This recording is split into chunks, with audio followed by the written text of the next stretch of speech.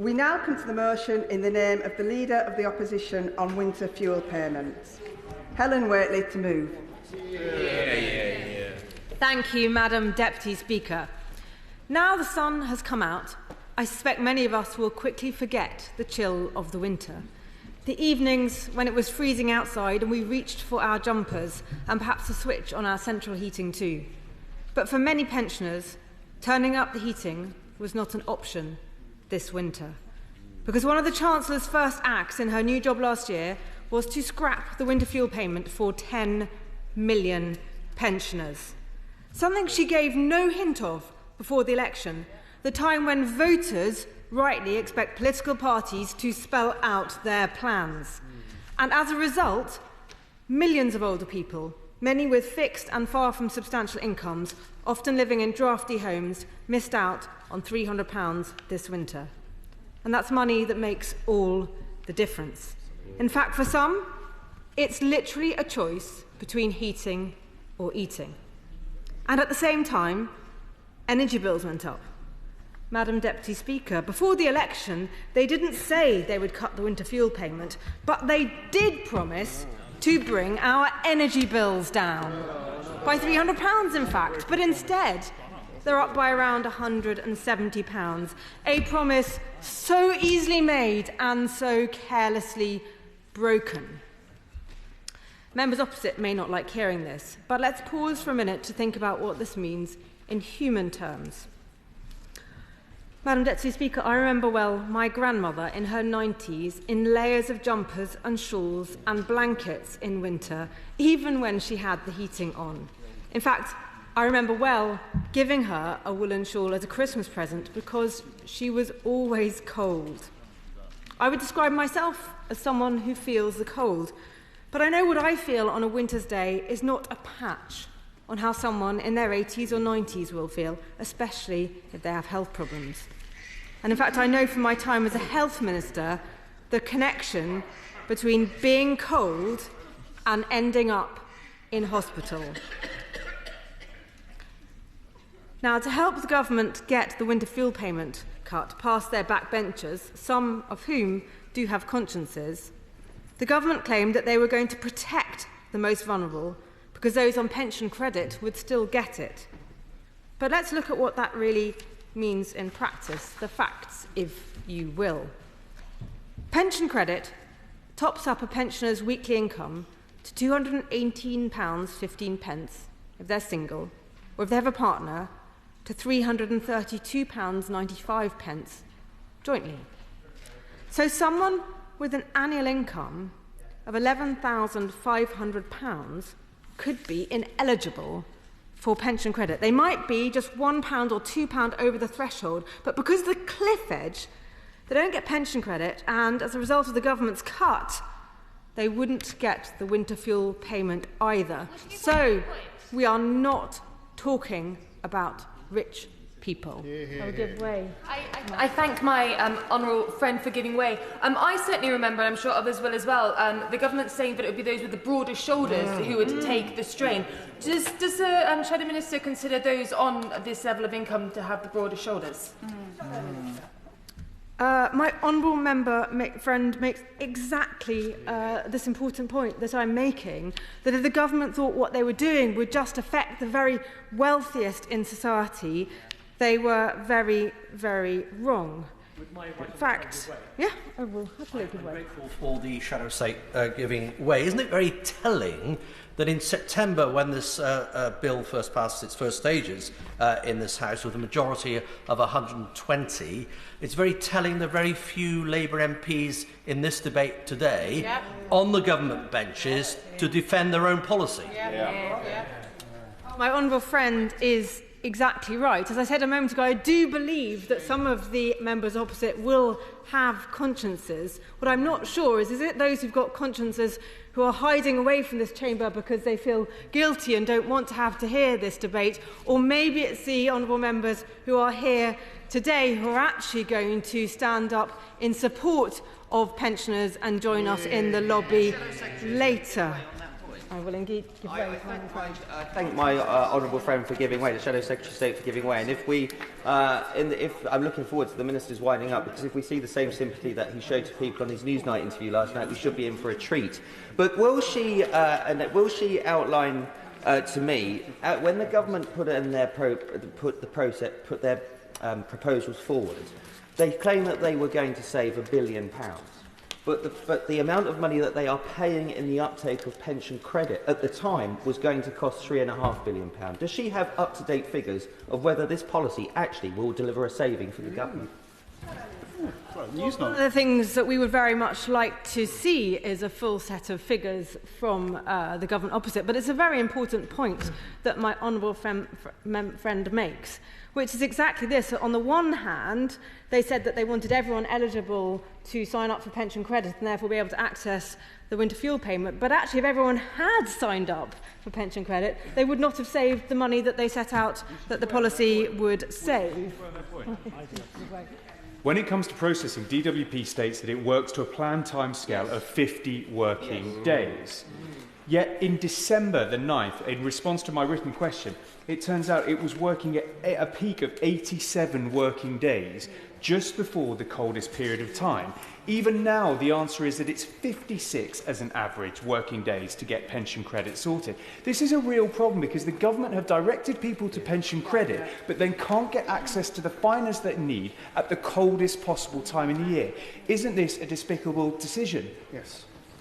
Yes, my honourable friend makes a really important point there, and he's been very effective in his use of parliamentary questions to scrutinise the government and to get data from them because they don't like to give it willingly. And one of the things that he has indeed identified is the long delays for pension credit approvals and therefore to access the winter fuel payment. So there are some people who will have applied before the deadline for pension credit and basically got the whole way through winter without getting money or even knowing whether they were going to get that money. And one thing we know very well, particularly from charities like Age UK, who represent pensioners, is how pensioners are very reluctant to get themselves into debt. So if they didn't know whether they're going to get the money, they would have been very reluctant to spend it in the hope that they might. Let me make a little bit of progress, and then I would be delighted to take some more interventions from colleagues. But to this point, the Chancellor had previously argued that winter fuel payments should be means-tested and cut for the richest pensioners. But the point is, who here thinks that someone on an income of £11,500 is rich? Indeed, Age UK estimated that over 80% of pensioners living below or only just above the poverty line would lose their winter fuel payment. And the issue is not just that low-income vulnerable pensioners miss out on help with their heating because they're just above the pension credit threshold. The problem is worse than that. Last summer, the government knew that over 800,000 people may be eligible for pension credit but do not claim it, meaning that they too would miss out on the winter fuel payment. The Pensions Minister at the time assured us that the government would get on top of this. In fact, she told us that her target was to have 100% of those eligible for pension credit claiming it. But here we are, many months later, and still around 750,000 pensioners who are eligible are not on pension credits. So that's another promise easily made but easily broken, and a woeful failure by the government to close properly that gap, despite all the coverage the winter fuel payment received. Of course, we knew that this would be hard. We also did pension credit uptake campaigns in government. More people signed up, but still many didn't. I expect the government knew that they would fail too. Their officials would have told them, but it was easier for them to assure the press and the charities and their backbenchers, don't worry, just as we have heard their ministers do about the welfare reforms in the last 24 hours. For them, it was easier to wait for the spring to come and hope that everyone would simply forget. Well, I say to them, we won't let you forget, nor will millions of pensioners and their families. 10 million pensioners missing out on help with their heating, and among them around 1 million of the most vulnerable people in our country, left in the cold, quite literally, because of this Labour government. That won't be forgotten in a hurry.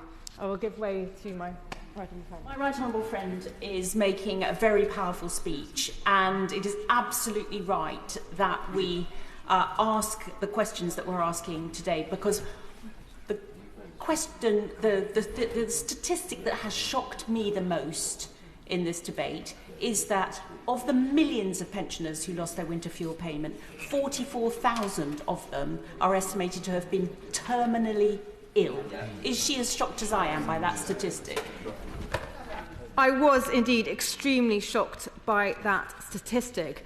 And I think that's one reason why we need to have this debate today and try and get some of the data out of the government, which at the time they were incredibly reluctant to share and continue to be reluctant to share whatever they know about the impact of their cut on people, including people, as Roger Van said, who were terminally ill. I will indeed give way to my friend. And going back to data, this policy doesn't just impact the pensioners, because we know that the government seconded 500 extra staff to move to try and help deal with the pension credit.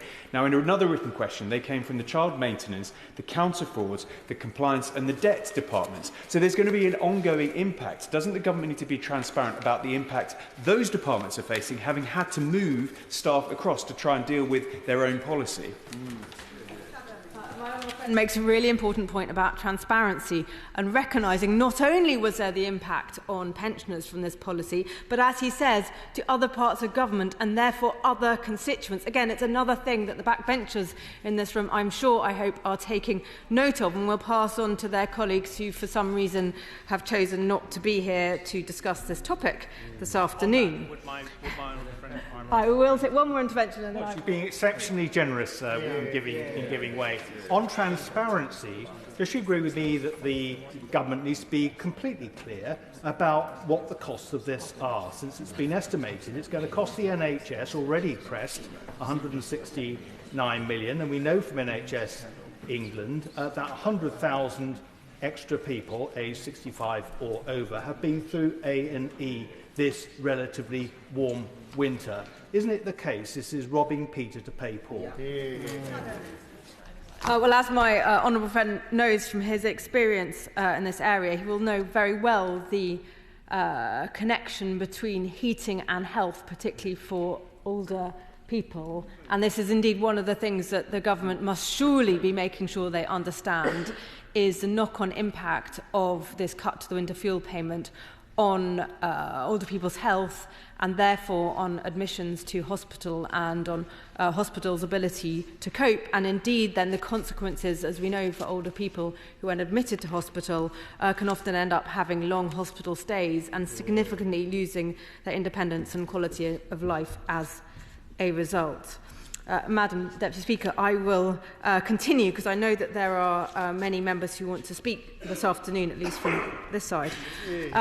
From the moment that the government announced this policy, we were deeply concerned about the impact it would have. That is why we led the opposition to the cut. That's why we forced a vote on this back in September. It was a chance for Labour MPs to make a stand, but instead 348 Labour MPs chose to support the winter fuel payment cut. And we then saw the government trying to avoid telling people the impact that the cut would actually have. So today, we are trying again. And I put it to the Minister, now is his chance to be straight with people and tell us. What did they know when the cut was announced? Did they know how many pensioners would miss out? Did they know how many would end up in hospital? Their own report from 2017 found that cutting the winter fuel payment could cause nearly 4,000 pensioners to die. Did ministers ask if that was likely to happen this winter? I would be happy to give way to the Minister if he will answer my questions right now.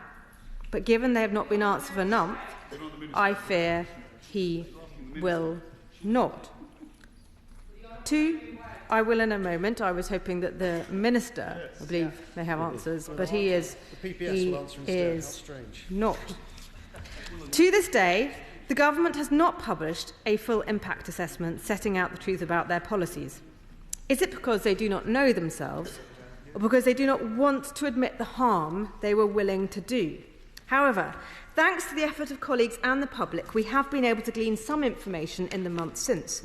The Secretary of State admitted to the Work and Pension Select Committee she had seen internal modelling showing 100,000 pensioners would be pushed into poverty because of their political choices. And thanks to a Freedom of Information request, the government was forced to publish its equality analysis, showing that 71% of people with a disability would lose their winter fuel payment. While official NHS data shows that the number of over 65s attending A&E this winter soared by nearly 100,000 compared to last year, despite it being a less cold year.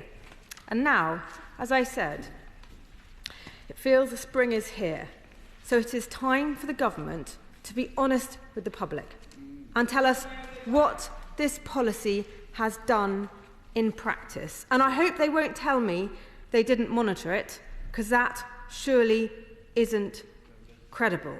It's time to tell us how many eligible pensioners did not receive the winter fuel payment this year. Time to tell us how the cuts hit pensioner poverty, and time to tell us what their cuts did to hospital admissions. Ministers need to know themselves to prepare responsibly for next year.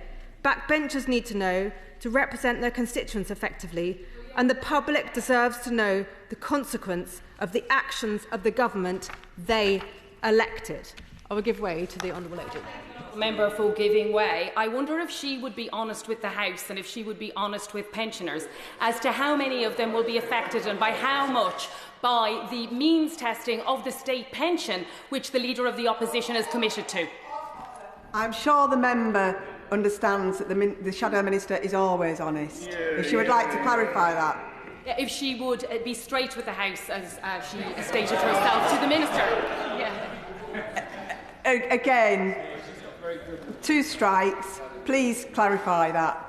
If she would tell the House how many pensioners will be impacted by the Leader of the Opposition's plan to means test the state pension, and by how much? Shadow Minister.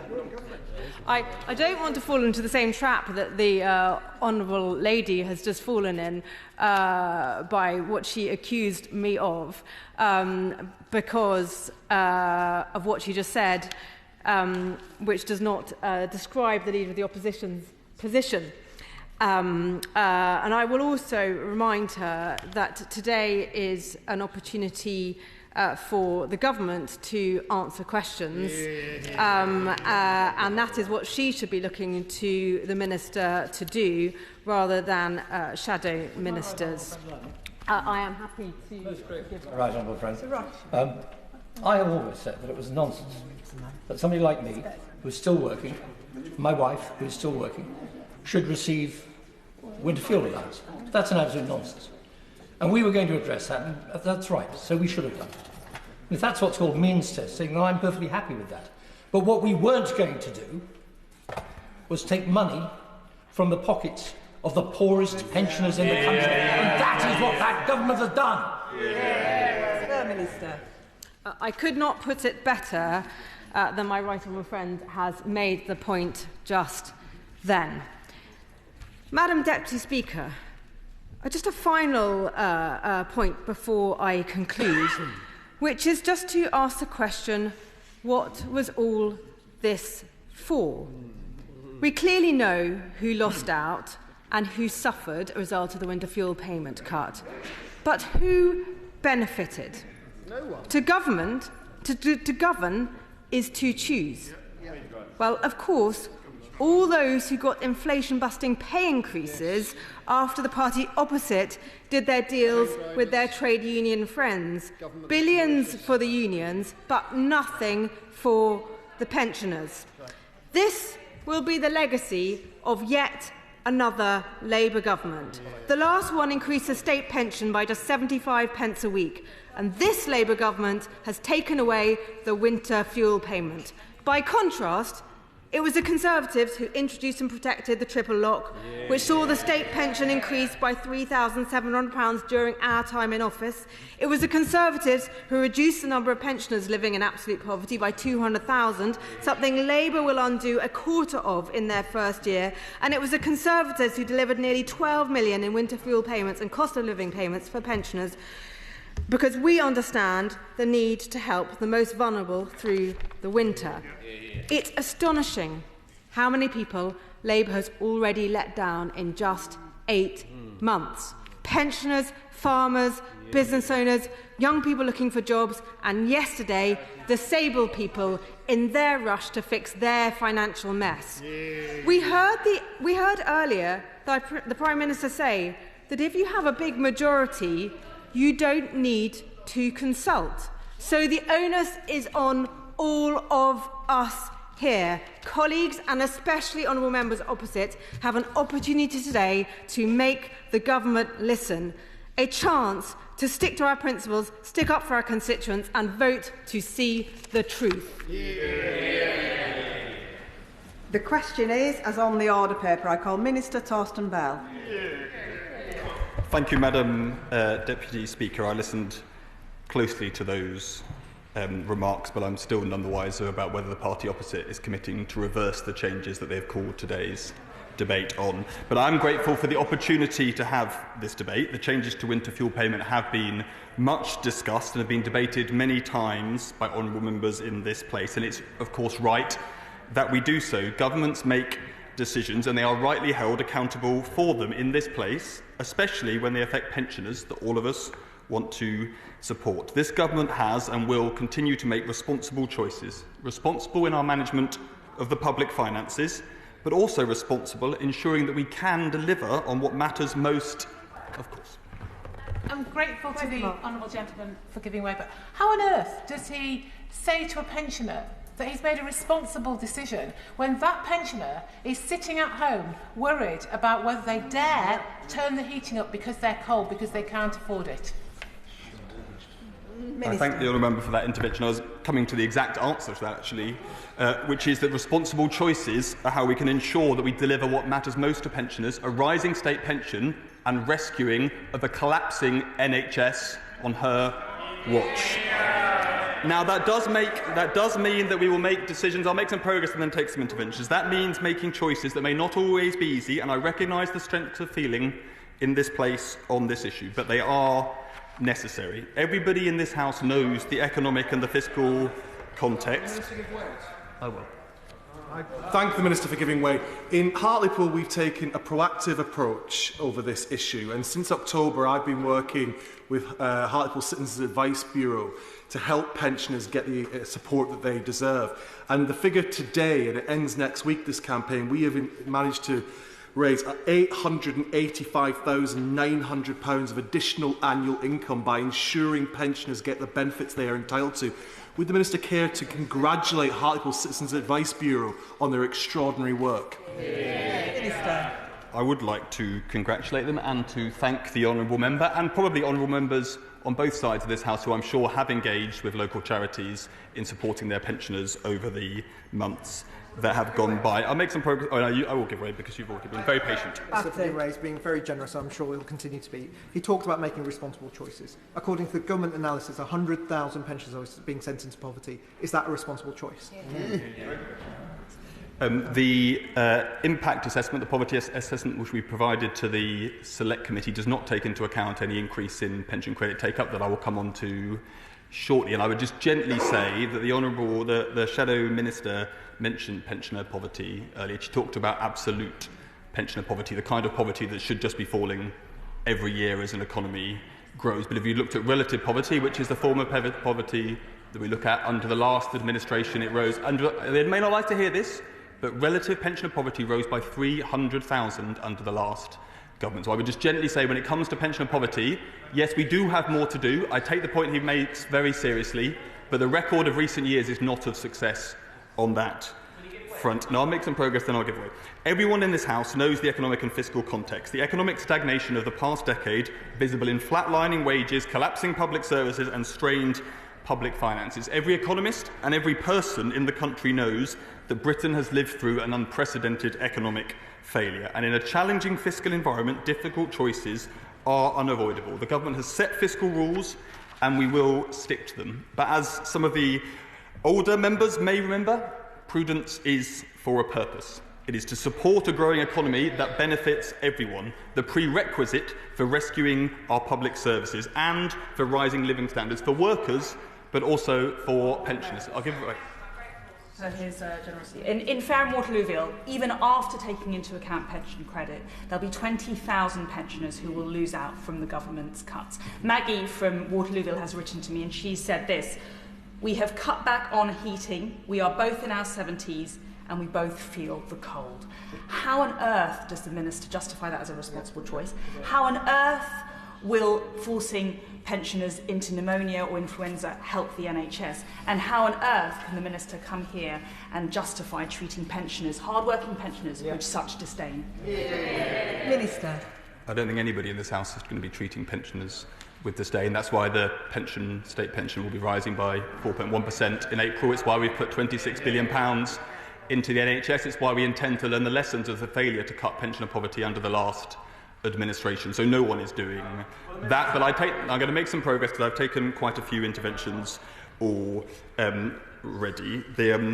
Now, as honourable members know, winter fuel payments are now targeted on lower income pensions. The benefit is paid to over 1 million households receiving pension credit in England and Wales, or to those on other income-related benefits. Pensioners in receipt of attendance allowance or DLA can also qualify for pension credits, and crucially, those benefits do not reduce the pension credit award and can mean receiving additional support. We all, I'm sure, and I think this is true, want to see every pensioner get the support they are entitled to. But in recent years, far too many pensioners have missed out, with over a third of eligible pensioners not claiming. So since September, we have been running the biggest ever pension credit take-up campaign, building on campaigns run by the previous government, as the Shadow Minister mentioned. And the campaign has included adverts on television, radio, social media, on advertising screens in GPs' surgeries. And we've engaged with a wide range of stakeholders and partners, including local councils, community groups, as well as charities. And I've certainly done that in Swansea, and as I said, I'm sure honourable members across the House have. Very grateful. I know he is being very generous, and I think I do welcome the fact that the government have done work to raise awareness of pension credit, just as we did when we were in government. But it still doesn't really reach that group of hard-working pensioners who are too proud to come forward and apply for pension credit. It's just not what they would do, whereas getting the £300 winter fuel allowance was a lifeline that they have now lost. Minister. I'm going to answer the honourable lady's intervention first, because she raises a fair point, and I'm going to come back later to the more work we need to do in terms of understanding the barriers to people applying for pension credit. Awareness, though, is the biggest barrier. Existing research shows that, and we need to keep breaking down those barriers. But I recognise the point she's making. I'll give way. I thank the Minister for giving way.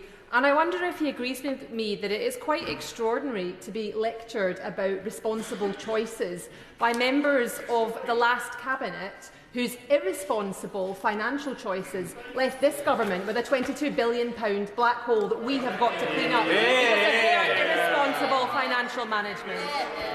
Minister. I thank the honourable lady for her intervention. She has proven that what the honourable members may be disappointed by in terms of quantity is definitely made up for in terms of quality by the members behind me. I'm going to make some progress, because otherwise we'll be here for several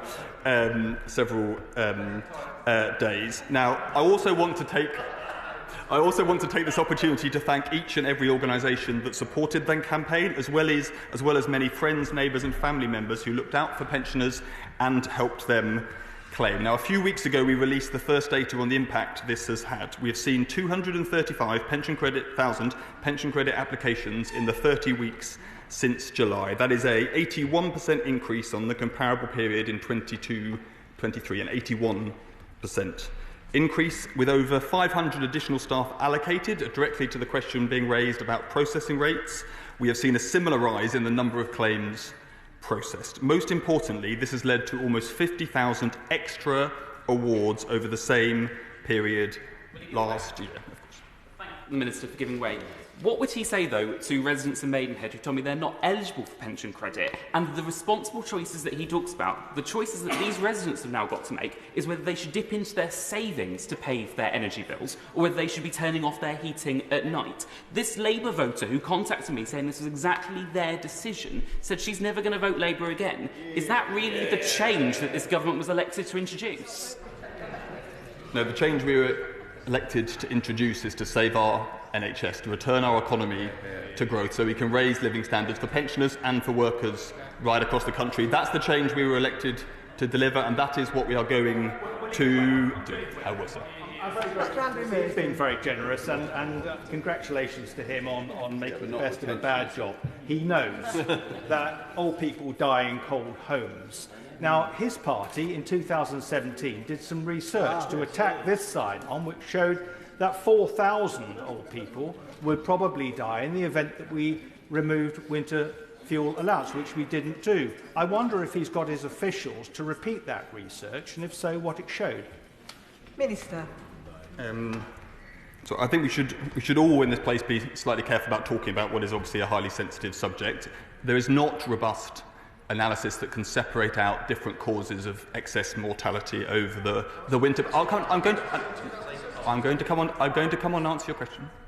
But if I look at the excess mortality data for this winter, deaths are actually down. Now, it's hard to separate out the effects of different measures. I'm not saying, but the levels of no. But this is an important point because some honourable members have been looser with their language and they might want to have been in past debates, and it is not. We have seen the level of deaths to come down this winter. Now, that's lots of things that are going on. The answer is no. I'm going to make some progress, and then I'll give way.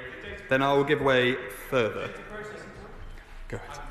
It'd be great for him giving away. He did point out about 230,000 applications, which was correct. But in my written question, I asked that, and he came back and said there was 117,800 claims that were awarded, which did get the claim, but there are 114,500 that didn't get the claim. They're people who clearly feel they are entitled to it, who are now going to struggle. What support is available for them, who are clearly right on the cusp and now aren't eligible and haven't got pension credit? Minister. I thank the honourable member for his point. He makes an important point, but I think we should be encouraging of people to apply, even if a percentage of those will always not qualify. And remember, the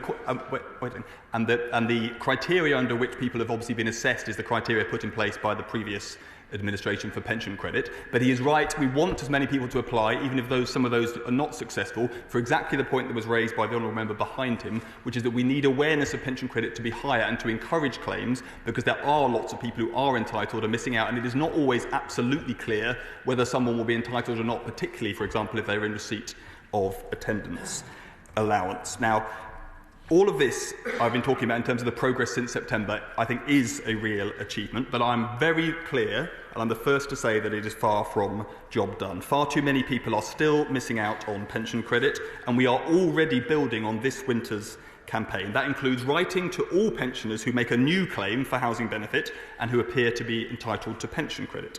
And in the longer term, this government is committed to bringing together the administration of pension credit and housing benefit, making it easier for pensioners to get support easily. And that was also a policy of previous administrations in different favours, even if it wasn't prioritised in terms of delivering it. Now, we will also be undertaking new research on what helps boost take-up, to go to the question that was raised earlier, because I think there's a slight misnomer about people wanting to apply and being reluctant to apply. The evidence does not support that significantly. The key problem is awareness of the system. And we will put that, of course.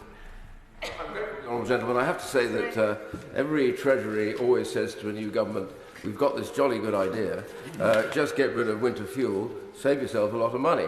We looked at this when I was in the department, I have to say, and we eventually rejected it on the impact assessment on two elements, and I want to ask him this particular question. The first was the balance between those who were right on the cusp of poverty. The 80%, as we said in here, will actually be damaged by this in that area.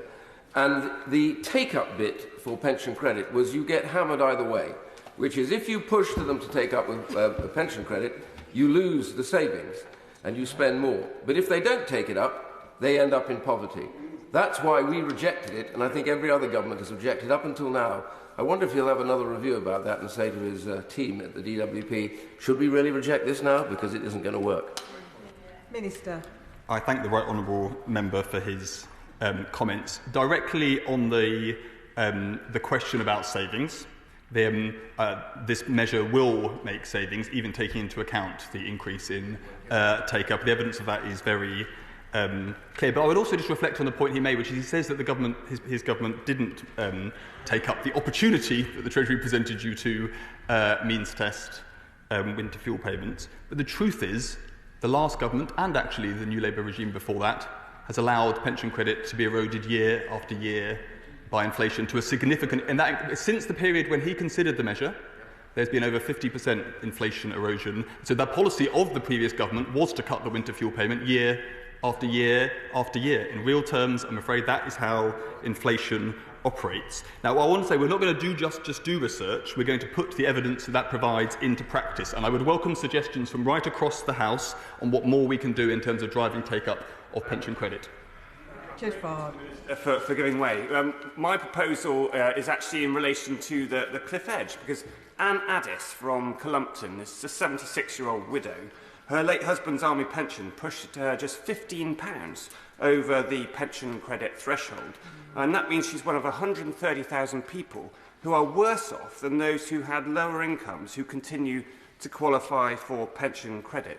Will the Minister consider introducing a taper and get rid of this cliff edge? I thank the honourable member for the point he raises, and all of us will have met constituents who raise that issue, and he is right to say that there are challenges with the cliff edge that is in the nature of the pension credit regime. Because the regime is about a minimum income guarantee, it's not in some... People sometimes think about it as if it's a threshold, but it's providing a minimum guarantee of income. So I don't think that is actually an appropriate way forward, but I'd be happy to discuss with him, and it's always useful to discuss those issues with him. Go ahead, sir. Or the Minister giving away. Does the Minister agree with the Resolution Foundation, which I think he knows very well, and their very enlightening paper, Public Pivot, of January of just this year, where it says, talks about big implications of living standards, and it references in that document, he may well know, he didn't actually write that one for a change, where it mentions winter fuel allowance, and it says, quote, tax rises on top of lacklustre economic growth make for gloomy living standards outlook in 2025. Is there not a direct correlation between this cruel cut to those vulnerable in our society, whether in Swansea West or whether in the Wrekin in Shropshire? Isn't there a direct correlation between living standards and this cruel cut? Well, I thank the honourable member, not least for his kind words about a very impressive organisation that goes from strength to strength under far better leadership than it had in the past. Now, I don't want to get into the details of economic forecasts and living standards forecasts, but why are... Please do, right, well, so the reason why forecasts of living standards and actually of growth are often lower than we might like at the moment are because although we talk about forecasts as forward-looking measures, what they're actually doing is often looking backwards at the disastrous growth this country has seen. That is the facts. That is the fact of what is actually going on, and the only way we're going to sort this country out is to get growth going once again, and that is what this government is trying to do. Well, we actually are. We're seeing significantly faster wage growth currently than we have seen for quite some time. Now, I must make some progress. I've taken lots of interventions, and at some point, even your patience may start to run out. So, as honourable members know, wider help is also available for pensioners. The Warm Homes discount provides eligible low-income households across Great Britain with a £150 rebate on the winter energy bill. This winter, we expect over 3 million households, including over 1 million pensioners, have benefited. And we've also set out plans to expand this scheme to cover a further 2.7 million households. We are providing £742 million in England to extend the household support fund for a further year, supporting all households, not just pensioners, with the cost of essentials. And the devolved governments will receive consequential funding through the Barnett formula. For giving way, around 40% of properties in Glastonbury and Somerton aren't connected to the gas grid and are more expensive to heat, and people experience more fuel poverty as a result. With those off-grid pensioners particularly suffering, they were obviously more reliant on their winter fuel payment. Will the Minister commit to developing a winter fuel, rural fuel poverty strategy for those pensioners who are suffering now? Minister. I've heard from many members the point she makes about different ways people heat homes, particularly in some parts of the country, including Northern Ireland. I'll be happy to talk to her about that specific suggestion, having asked for suggestions earlier. Now, as I said earlier, our top priorities are to raise the state pension and to rescue the NHS that pensioners in particular rely on. It is precisely because the government has taken some difficult choices that we are committed to delivering on the triple lock throughout this Parliament. And it's true that targeting winter fuel payments saves a bit over £1 billion a year, but spending on the state pension is forecast to rise by over 31 billion. I've already engaged with an honourable member. Okay, I think that. Now, spending on the state pension is forecast to rise by over £31 billion this Parliament. That puts it into context. Now, what does that mean for individual pensioners? The full new state pension is expected to rise by around £1,900 a year. The basic state pension by around £1,500, benefiting over 12 million pensioners. And then there's the health service, the state of which is the biggest betrayal of older generations today. The party opposite, I'm afraid, left pensioners far too often not receiving the care and support they deserve and need. And we are investing and reforming the English NHS through the 10-year plan by abolishing NHS England, so ministers are accountable for the health service once again. For pensioners who have spent their lives paying into the system, our priority is to ensure a resilient NHS that gives back to them at a time when they need it most. Now, to fill the gap, yes. Grateful for the Minister giving way. During the general election campaign, we on this side had a policy called the Triple Lock Policy Plus to prevent pensioners in receipt of just a state pension from paying income tax. Yes. Does you recognise the figures that millions of people as pensioners in that position start going to have to pay income tax? And is he happy with that? Minister.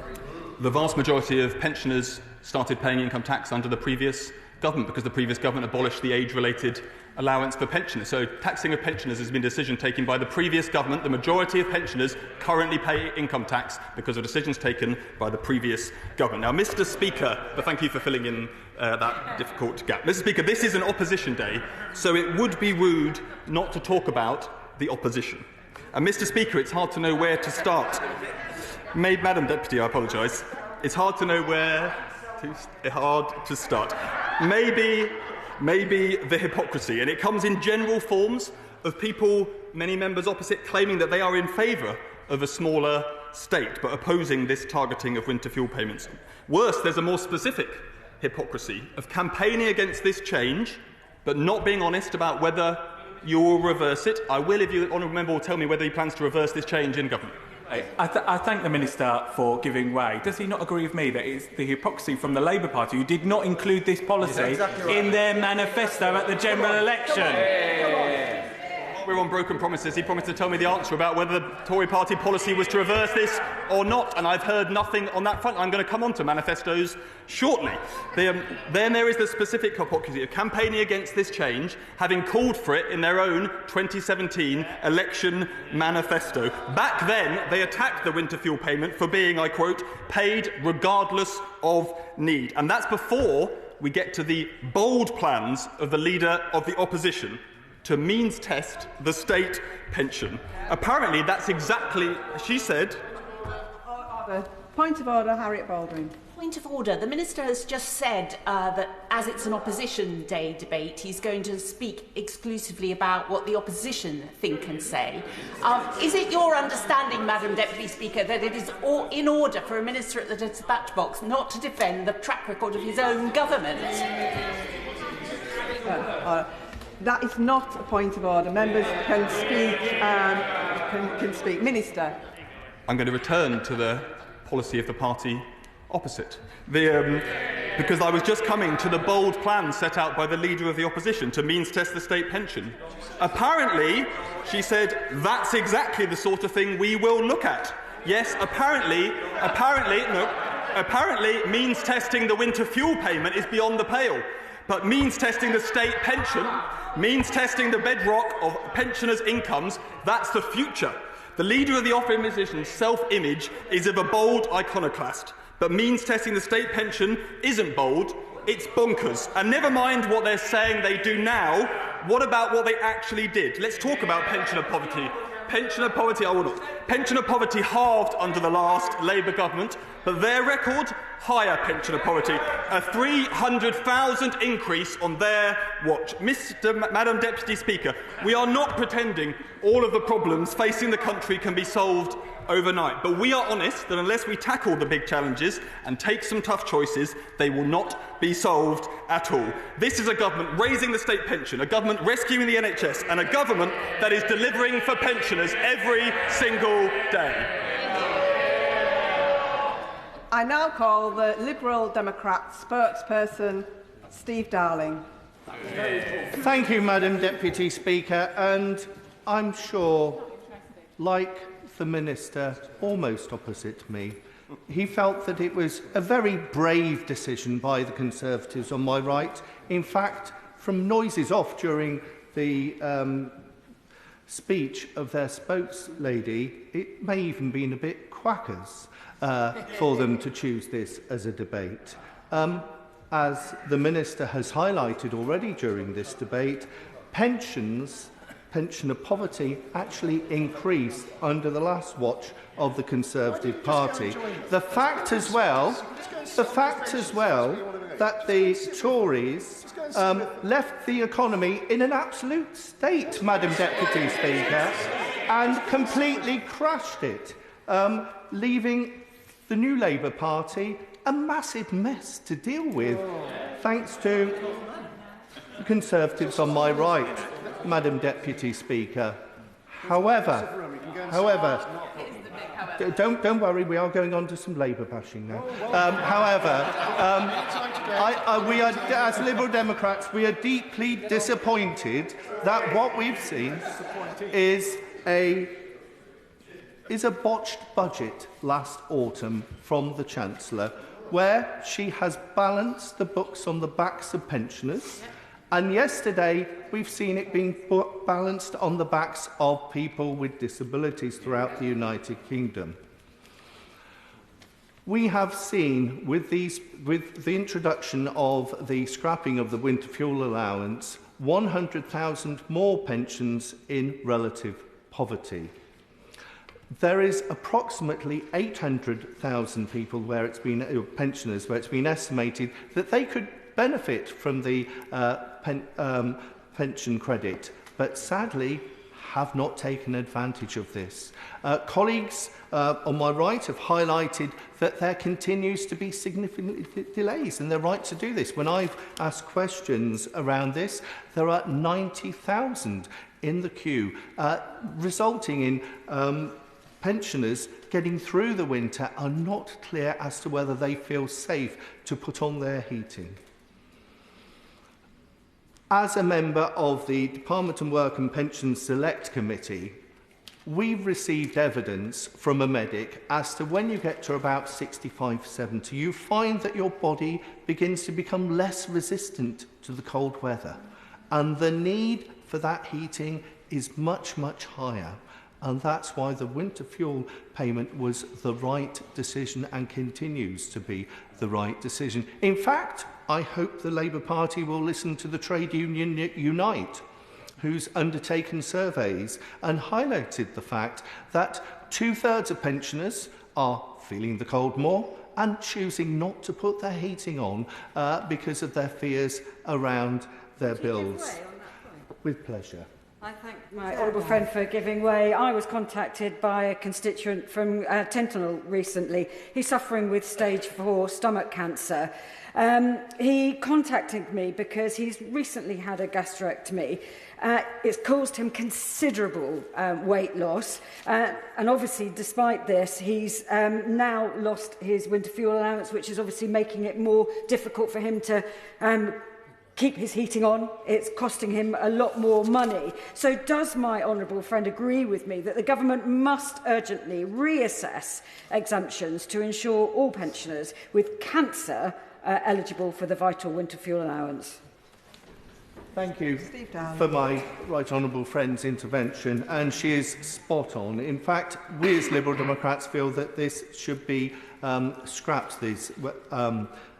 the fact that we as Liberal Democrats feel that the winter fuel allowance needs to be reintroduced across the board.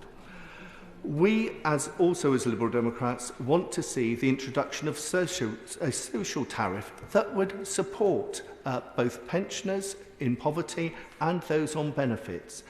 We also, as Liberal Democrats, want to ensure that there is a home insulation scheme across the United Kingdom that would get people warmer in their homes, tackle climate change, and also give employment across the country for those in need. We, as Liberal Democrats, call upon those in this chamber to back the proposals today and actually make sure that winter fuel payments go back to pensioners where they deserve to be. Thank you. I call Louise Jones. Deputy Speaker.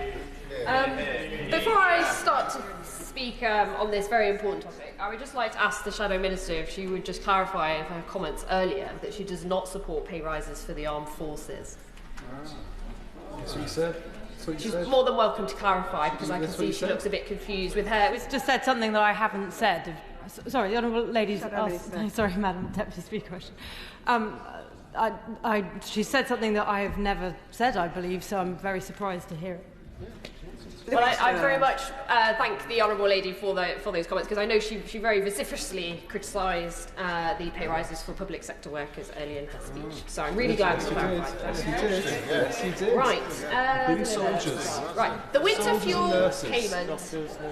The winter fuel payment was a policy that the Labour government introduced in 1997, and it stands as one of the great achievements of that Labour administration. When it was brought in, pensioner poverty was significantly higher than what we face today, and it made a real difference to many pensioners struggling with heating, with eating, and many other living costs. Along with many things that government achieved, we brought down to the shortest waiting times in history in the NHS, we brought crime down, we created Sure Start, which made a difference to many young people's lives, we had record results in schools, we brought about the Disability Discrimination Act, and we also brought in the first ever Climate Change Act. All of these things made a huge difference to the lives of people in this country, and in particular, pensioners. Yes, I thank the Honourable Lady for giving way.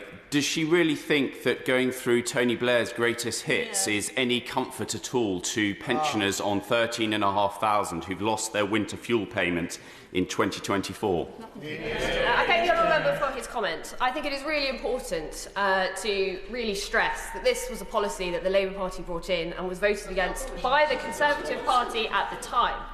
And I think it's really important because I really want to come on to the fact that the inheritance that this government had from the previous government, when I've just finished this point, I will. When the inheritance that we had was so dire, and we really cannot forget how big a black hole £22 billion is that we inherited, and that the situation, the economic situation of this country as a whole, the finances of this government that we inherited as a whole, meant that even the Labour Party knew that we had to make tough choices that we would never have made if we'd had the inheritance that we gave to the Conservatives in 2010. Yes. I thank her for giving way. Does she accept there's a real problem with the framing that Labour's doing here in relation to their choices? They've made out that there's an absolute necessity to get rid of winter fuel, but at the same time they're spending £8 billion on GB Energy, they're spending God knows how much on Chagos because they won't tell us, and they're spending millions, hundreds of millions, on train drivers' pay rises. So can she accept that the pensions find this rather confusing, this idea that it's a complete necessity to cut winter fuel when they're splurging cash on all manner of other weird projects? So, again, one of the reasons why I decided to get into politics, because I was quite happy doing something else, was because I was looking around this country and I was seeing the huge systemic issues that were facing us. None of those issues would go away if we just said, as a government, we're going to keep giving out pots of money to people. And the Honourable Lady does know this. So I'll say this now, as a proud member of the Labour Party, I support people receiving fair pay for their fair work, and I support the rises that we gave to our nurses, our soldiers and our teachers, and I'm very proud of that. We face so many systemic issues that we know we need to make some big changes, and things like GB Energy, which was in our manifesto, which millions of people voted for, is a huge change that will make a difference. Now, one of the ways it will make a difference... Yes. Just on that point, when she talks about manifesto commitments, it was a clear manifesto commitment of this government that we would provide the triple lock throughout this Parliament, something that was only ever suspended under the party opposite. Does she agree with me that the £1,500 increase in the state pension over the course of this Parliament the pensioners will see will be a good thing and putting cash into the pockets of pensioners that they didn't see under the previous government? My honourable friend is exactly right.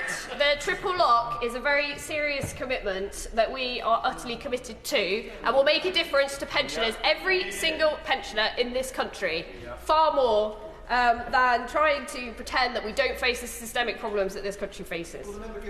I was just going to quickly go back to GB Energy, but why not? I know she's been very generous with interventions, but she talked about fairness in pay. Well, those pensioners also worked all through their lives. They also deserve fairness. Yes. And what's fair about the hundreds of millions being given to train drivers as opposed to what's been taken away from pensioners? What's fair about the 18 billion or whatever the figure is being given on the Chagos Islands compared to what pensioners deserve? Louise Jones. I thank the honourable member for his intervention. What's fair is a 4.1% rise in the state pension, and what's fair is a 5.5% to 6% rise for our soldiers, teachers and nurses, and I will say that as many times as I need to say it. One of the issues that many people in this country have been grappling with and has caused real poverty in this country has been the skyrocketing of energy bills. A large part of that has been caused by the fact that we are at the mercy of international markets, and it is vitally important we do what we can to take back sovereign control of our energy and energy prices. GB Energy is a vital part of that, and it is... Yes, of course. I thank the member for giving way. The interim CEO of GB Energy, though, has said that reducing energy bills is not in the remit of GB Energy, so how is GB Energy going to help with energy bills? I thank the honourable member. So GB Energy is there to turbocharge renewables across this country. Once we have that, we will have more control over our energy systems, and as the honourable lady knows, once we have control, we can control what happens with bills. Yes. Melanie Ward. I thank my honourable friend for giving way, and she was talking about GB Energy, which is of course headquartered in Scotland, and it's nice to know a representative here from the Scottish National Party, who I'm sure will shortly make a passionate speech about this issue. And I hope she will remember when she does so that the winter fuel payment is already devolved to the Scottish Government, and if they want to follow a different policy, they are able to, using perhaps some of the additional funding they got in the budget. Absolutely. Record funding, almost £5 billion extra in the budget this year. Absolutely. Louise Jones. I thank my honourable friend for her intervention, and I wholeheartedly agree. Right, I now turn to a quote, which says... I'll just ask for them to settle down. Right, the quote. We will look at winter fuel payments, the largest benefit paid to pensioners in this context. The benefit is paid regardless of need, giving money to wealthier pensioners when working people on lower incomes do not get similar support. So, we will means test the winter fuel payments, focusing assistance on the least well-off pensioners who are most at risk of fuel poverty. Does the Shadow Minister recognise that quote? No. Does the honourable member to his side recognise the quote either? So that is directly taken from the 2017 Conservative Party manifesto, a manifesto which I understood both members on the opposition front bench stood on. Would they like to stand up now and say whether they regret doing so? Who's that? Yes, yourself. I thank the member for giving way. She stood on a manifesto in the July election just gone, and it did not include the removal of winter fuel payments to pensioners. Is she proud of that? The fact that she's got elected on a manifesto doing something completely different to what she's supporting the government doing now? The government is committed to bring all our manifesto commitments forward, including the triple lock for pensioners, including fixing the systemic issues facing this country, including tackling the backlog in the NHS. Our record is something to be proud of so far.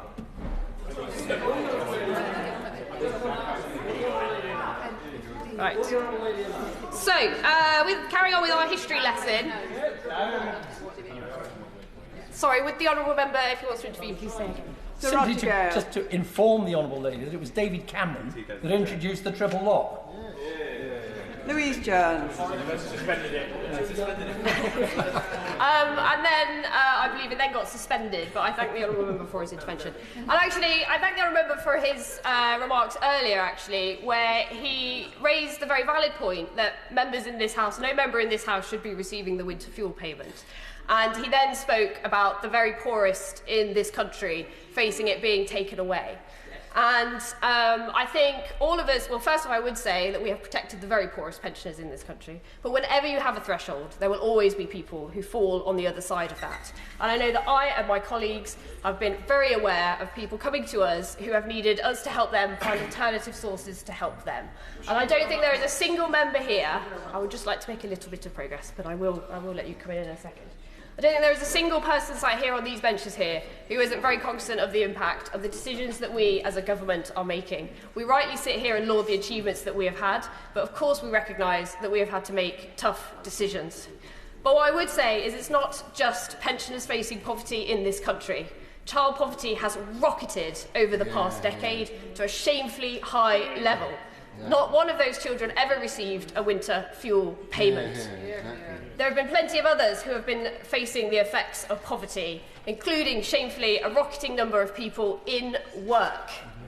It is our task as a Labour government to make sure that we are ending the scourge of poverty once and for all, whether you're a child in work or a pensioner.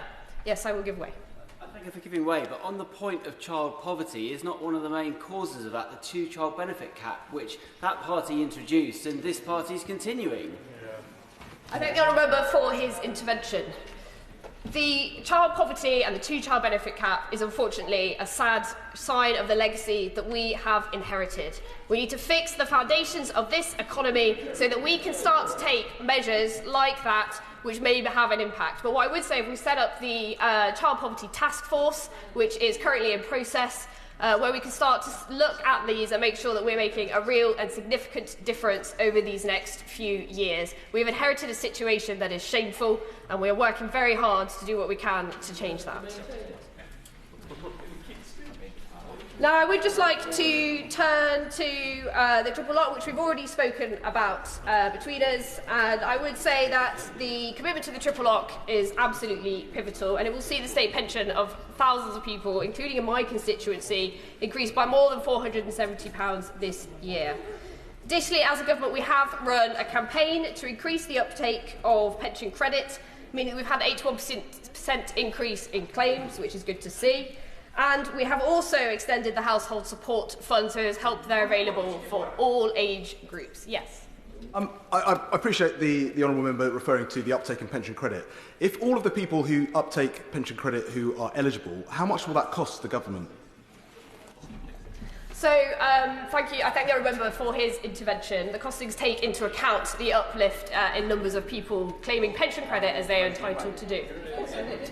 Would my honourable friend agree with me that the fact that the changes made to the winter fuel payments to secure it for those most in need actually save £1 billion net with the extra costs of the rise in those claiming pension credit, and the government's choices across the board mean that we're able to make the decision to protect the triple lock, to nearly double the warm homes discount, and get the NHS back on its feet.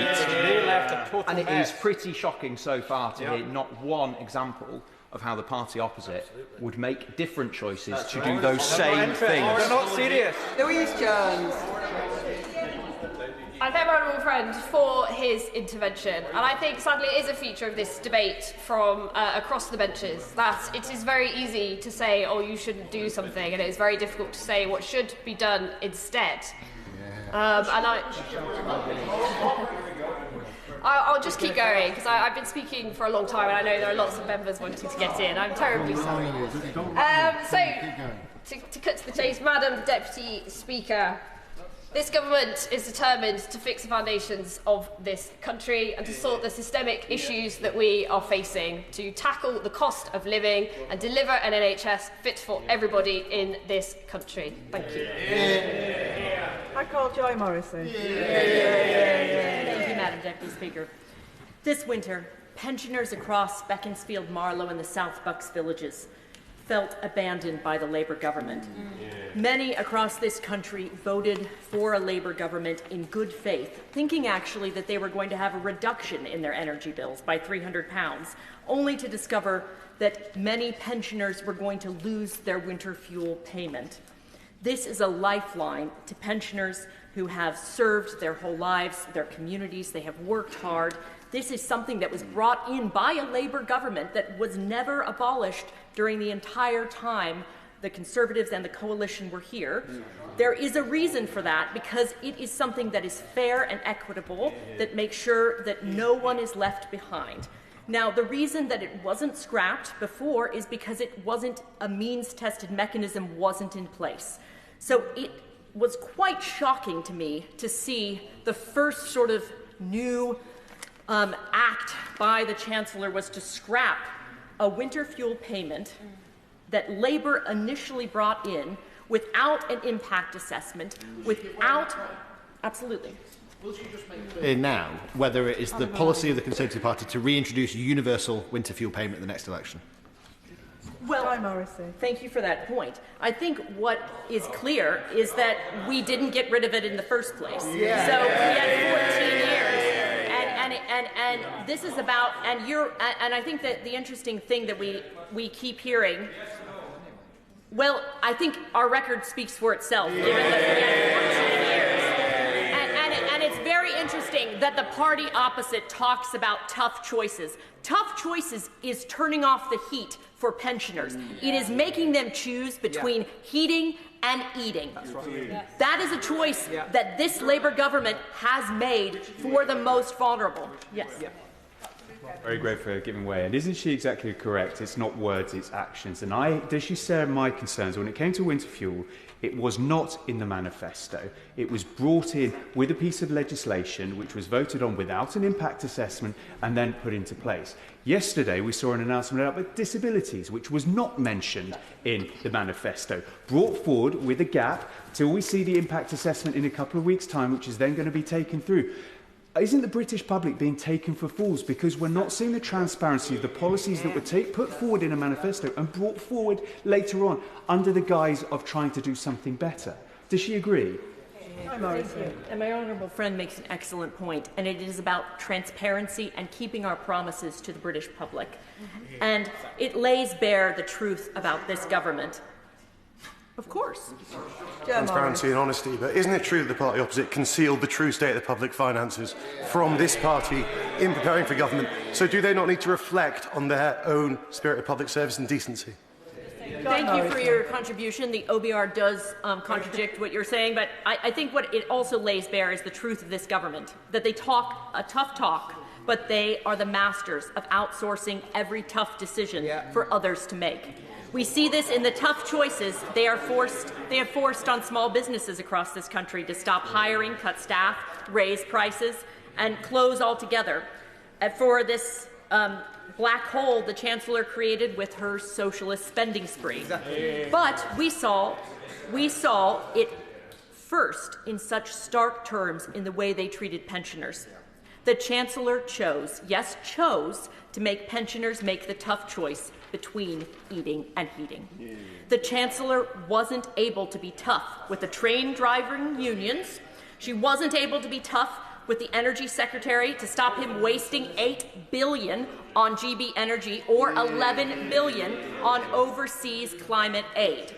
But she was able to be tough with pensioners of this country. A Chancellor who can be tough with the weak but melts before the unions and her cabinet colleagues. This is a government that has abandoned evidence-based policymaking, attacking the parents of independent schools, for example, giving a tax raid despite the clear evidence it will damage life chances of young people in state and the private sector.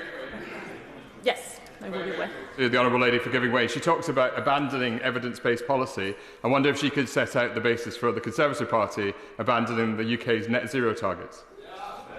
Join Morrissey. Thank you. Winter fuel payment. Yes, well, I thank the honourable friend for his contribution and for his advocacy on this issue. And going back to the issue of And I will respond as we go through the speech, because you've made a very sound point. So what I think for this is it is about tough choices, and we all have to make tough choices. And being in government is difficult, and it is hard, and we all know that. And if you've been in government from either side of the House, it is difficult. But it is about the choices you make, and then you are held responsible. We understand on these benches because we were held responsible. It is about tough choices. I will give way.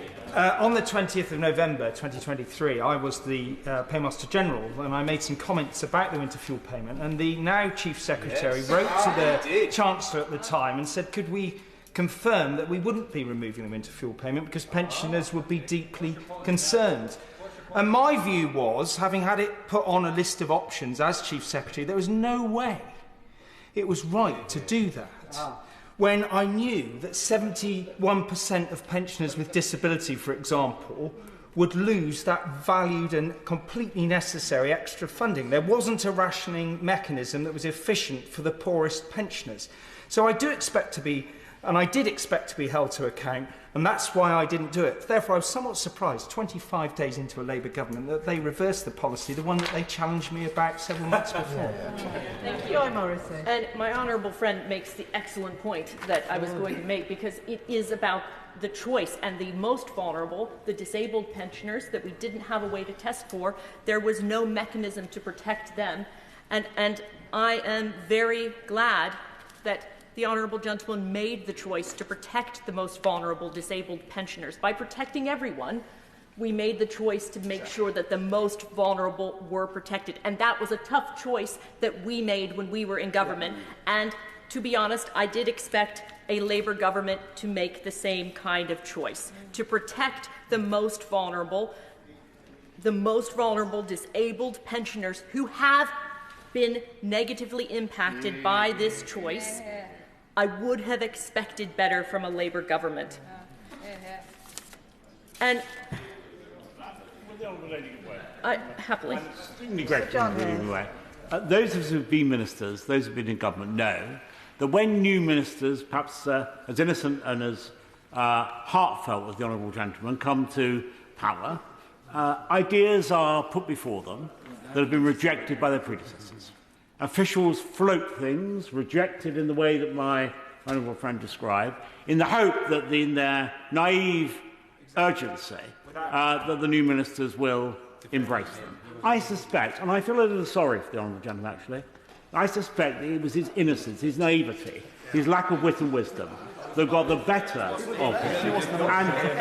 And I say that kindly, and that was better, and allowed his officials to float a policy as hopeless as this one, rejected by wiser heads like my honourable friend.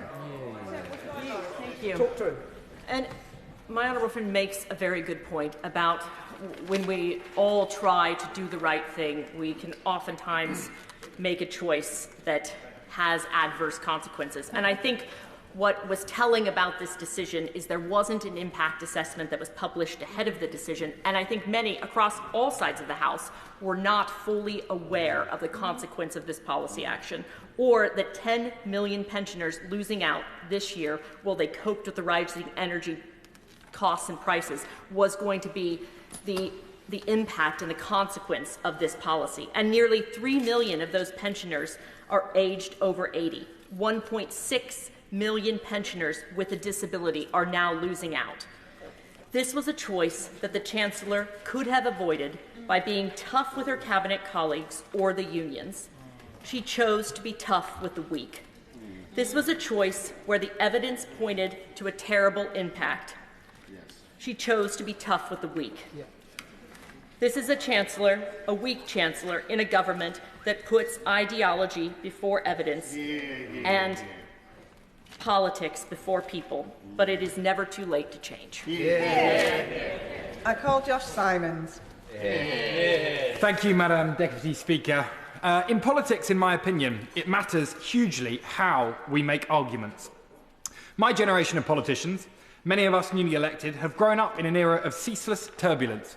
Our world has become more insecure, our economy flatlined, and our democracy sometimes strained. That means, I think, we have responsibilities as elected politicians in how we make arguments which matter for this debate.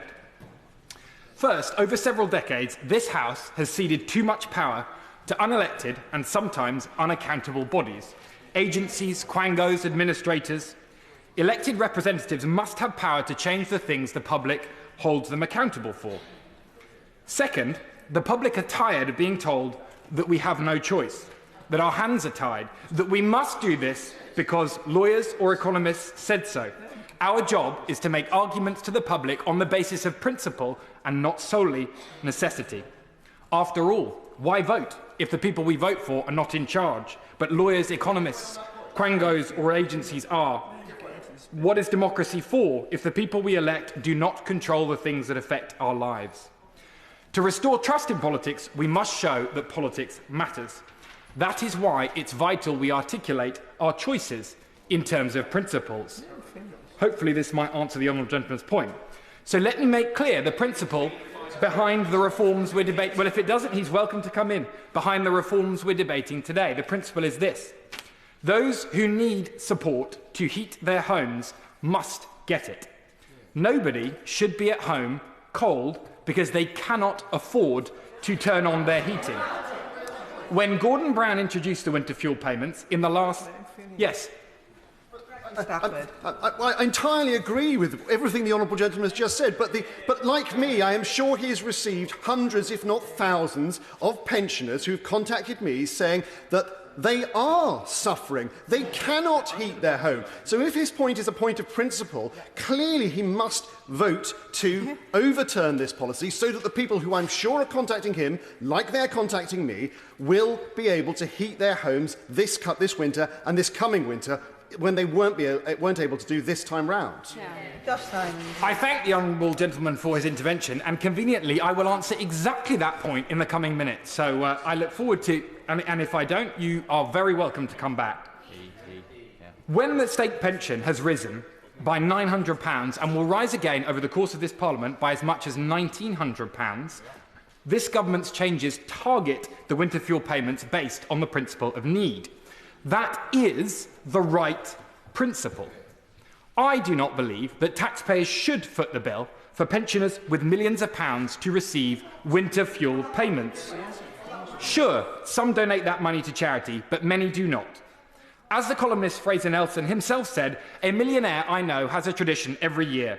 He buys a bottle of vintage wine with his winter fuel payments and invites friends to drink it. Targeting the winter fuel payments is not just about the public finances, it anchors and preserves the policy in the right moral principle, the principle of need. It protects winter fuel payments for those who need it most. Some object that while the principle of need is the right one, the changes set too low a threshold. That has not been my experience, to come to the honourable gentleman's point. I represent more people of pensionable age than most members in this House, and many of those are struggling. In towns like Hindley Green and Hindley, Abram and Platt Bridge, I will not give way right now, Ashton and Orrell, pensioners who've worked all their lives are facing acute and sometimes painful challenges. I will not right now, no.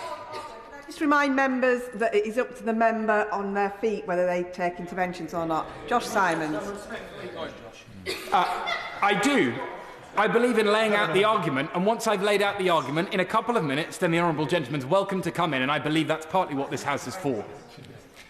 That is why, after the announcement happened, I immediately partnered with Wigan Council to make sure that every single pensioner I represent who is eligible for pension credit and the Household Support Fund gets every single penny they are eligible for. I was clear with my constituents, I will not rest until my most vulnerable pensioners are protected.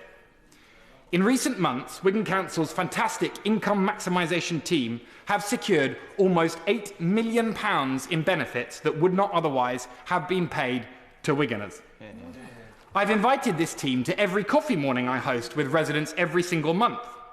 These alone have secured tens of thousands of pounds in benefits for the people that I represent. And I found a similar story again and again. So many are not convinced they're eligible for pension credit because they've never received a penny in benefits in their life. So many did not know about the Household Support Fund. But it turned out they were eligible, because members opposite never wanted them to receive this benefit. Yeah. We have made sure they get what they deserve and they need. I will. I thank the honourable member for giving way, and it is heartwarming to hear someone speak in this chamber based on their principles, and he's been very clear that it's his principles that inform his vote on this topic. Can he articulate very clearly what principle tells him that someone on 13,500 is too rich for a winter fuel payment? Yeah, exactly right. Josh Simons. I will come to the exact question of the threshold at which pension credit is awarded and therefore at which someone is eligible to winter fuel payments, if he'll allow me a few more minutes. To reach those most vulnerable people, often the hardest to reach, who are often not on Facebook and who are not coming to my coffee mornings, I wrote to over 5,000 pensioners to ensure they got the support they deserved. So, Madam Deputy Speaker, let me end by making that broader point. The debate today has underscored a simple truth about the members opposite. They are no longer the party with the strength and courage to lead, whether in asserting the sovereignty of this place or making arguments with principle. Because they knew that winter fuel payments, needed to change. They said so in their manifesto in 2017, but they did nothing about it. They knew that NHS England was duplicating, wasting taxpayer money, failing to drive up standards, but they did nothing about it. Yeah. They knew that flooding was getting worse in my constituency in places like Plattbridge and Ashton and Abram, but they did nothing about it. Or let me give an even more egregious example from this week, if I may, Madam Deputy Speaker. The Shadow Secretary of State for Justice has stomped his feet and shaken his head about new guidance issued by the Sentencing Council, but the Lord Chancellor has been clear. Independent agencies should not make policy. This chamber should. But what the Shadow Secretary of State for Justice is unwilling to confront is his party welcomed this guidance. The unequal treatment that the guidance contained has not changed, and he knows that. And the Shadow Secretary of State typifies what the party opposite has become and has exemplified in this debate today. They come to this chamber shaking with outrage, spoiling for a spat, but they forget that they have been in charge. I will not give way. I'm coming to the end. Today's debate is another reminder that members opposite are a party growing comfortable with opposition. They prefer shouting, stomping, shaking with outrage to running the country.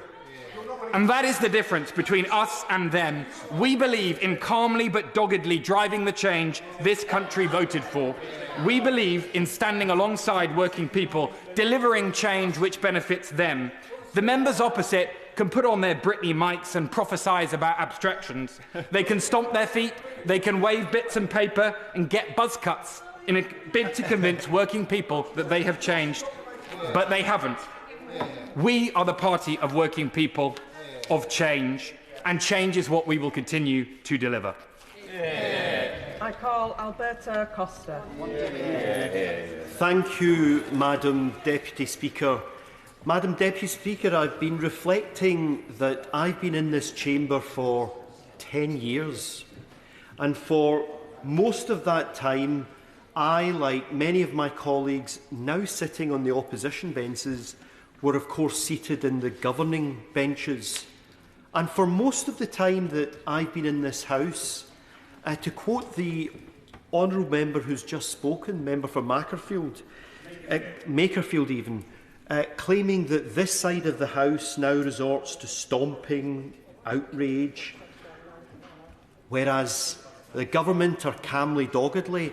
I have to say to the new honourable member that if he'd experienced anything of what I've experienced over the last 10 years, it was that the full outrage from the Labour opposition on this side over 10 long years was all about the sorts of issues that we're raising today.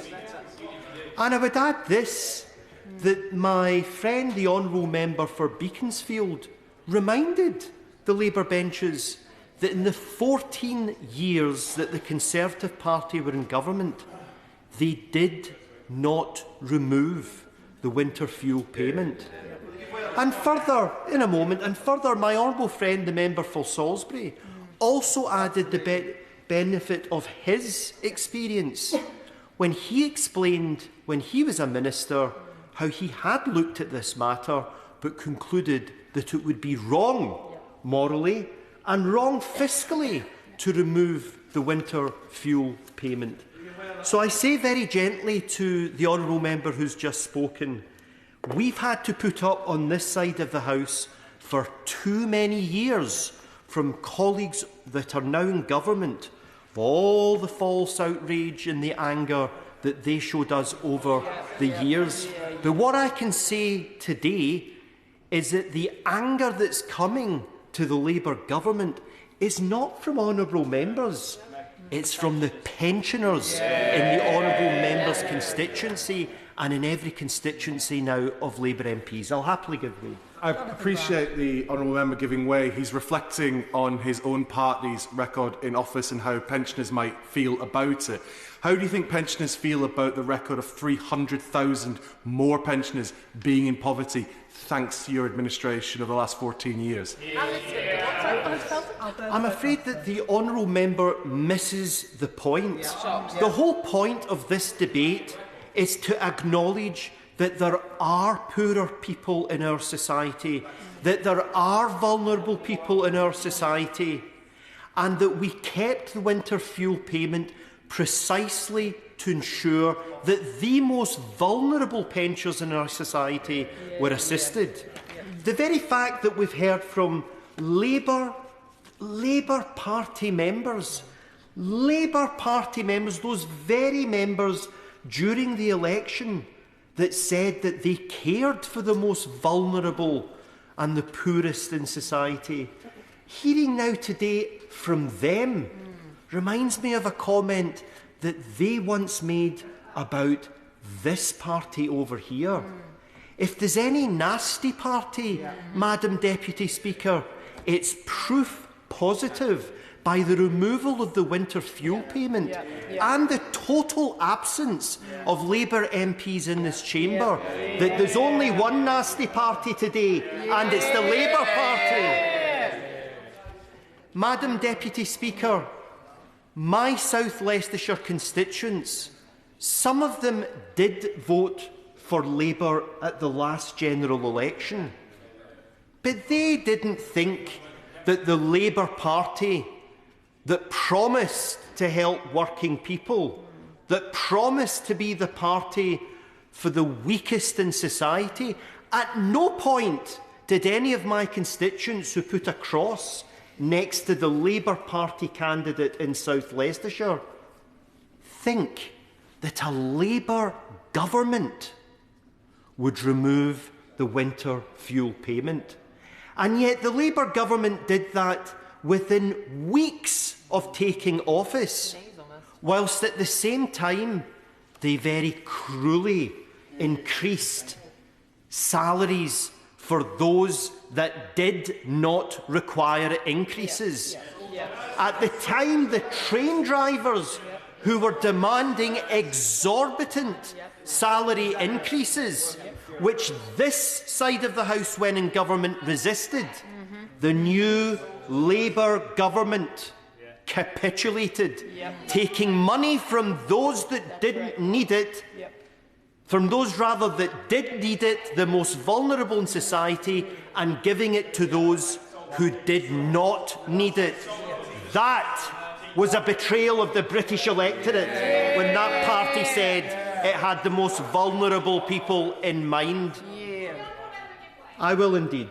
The honourable member confirmed that he opposes pay rises for the armed forces.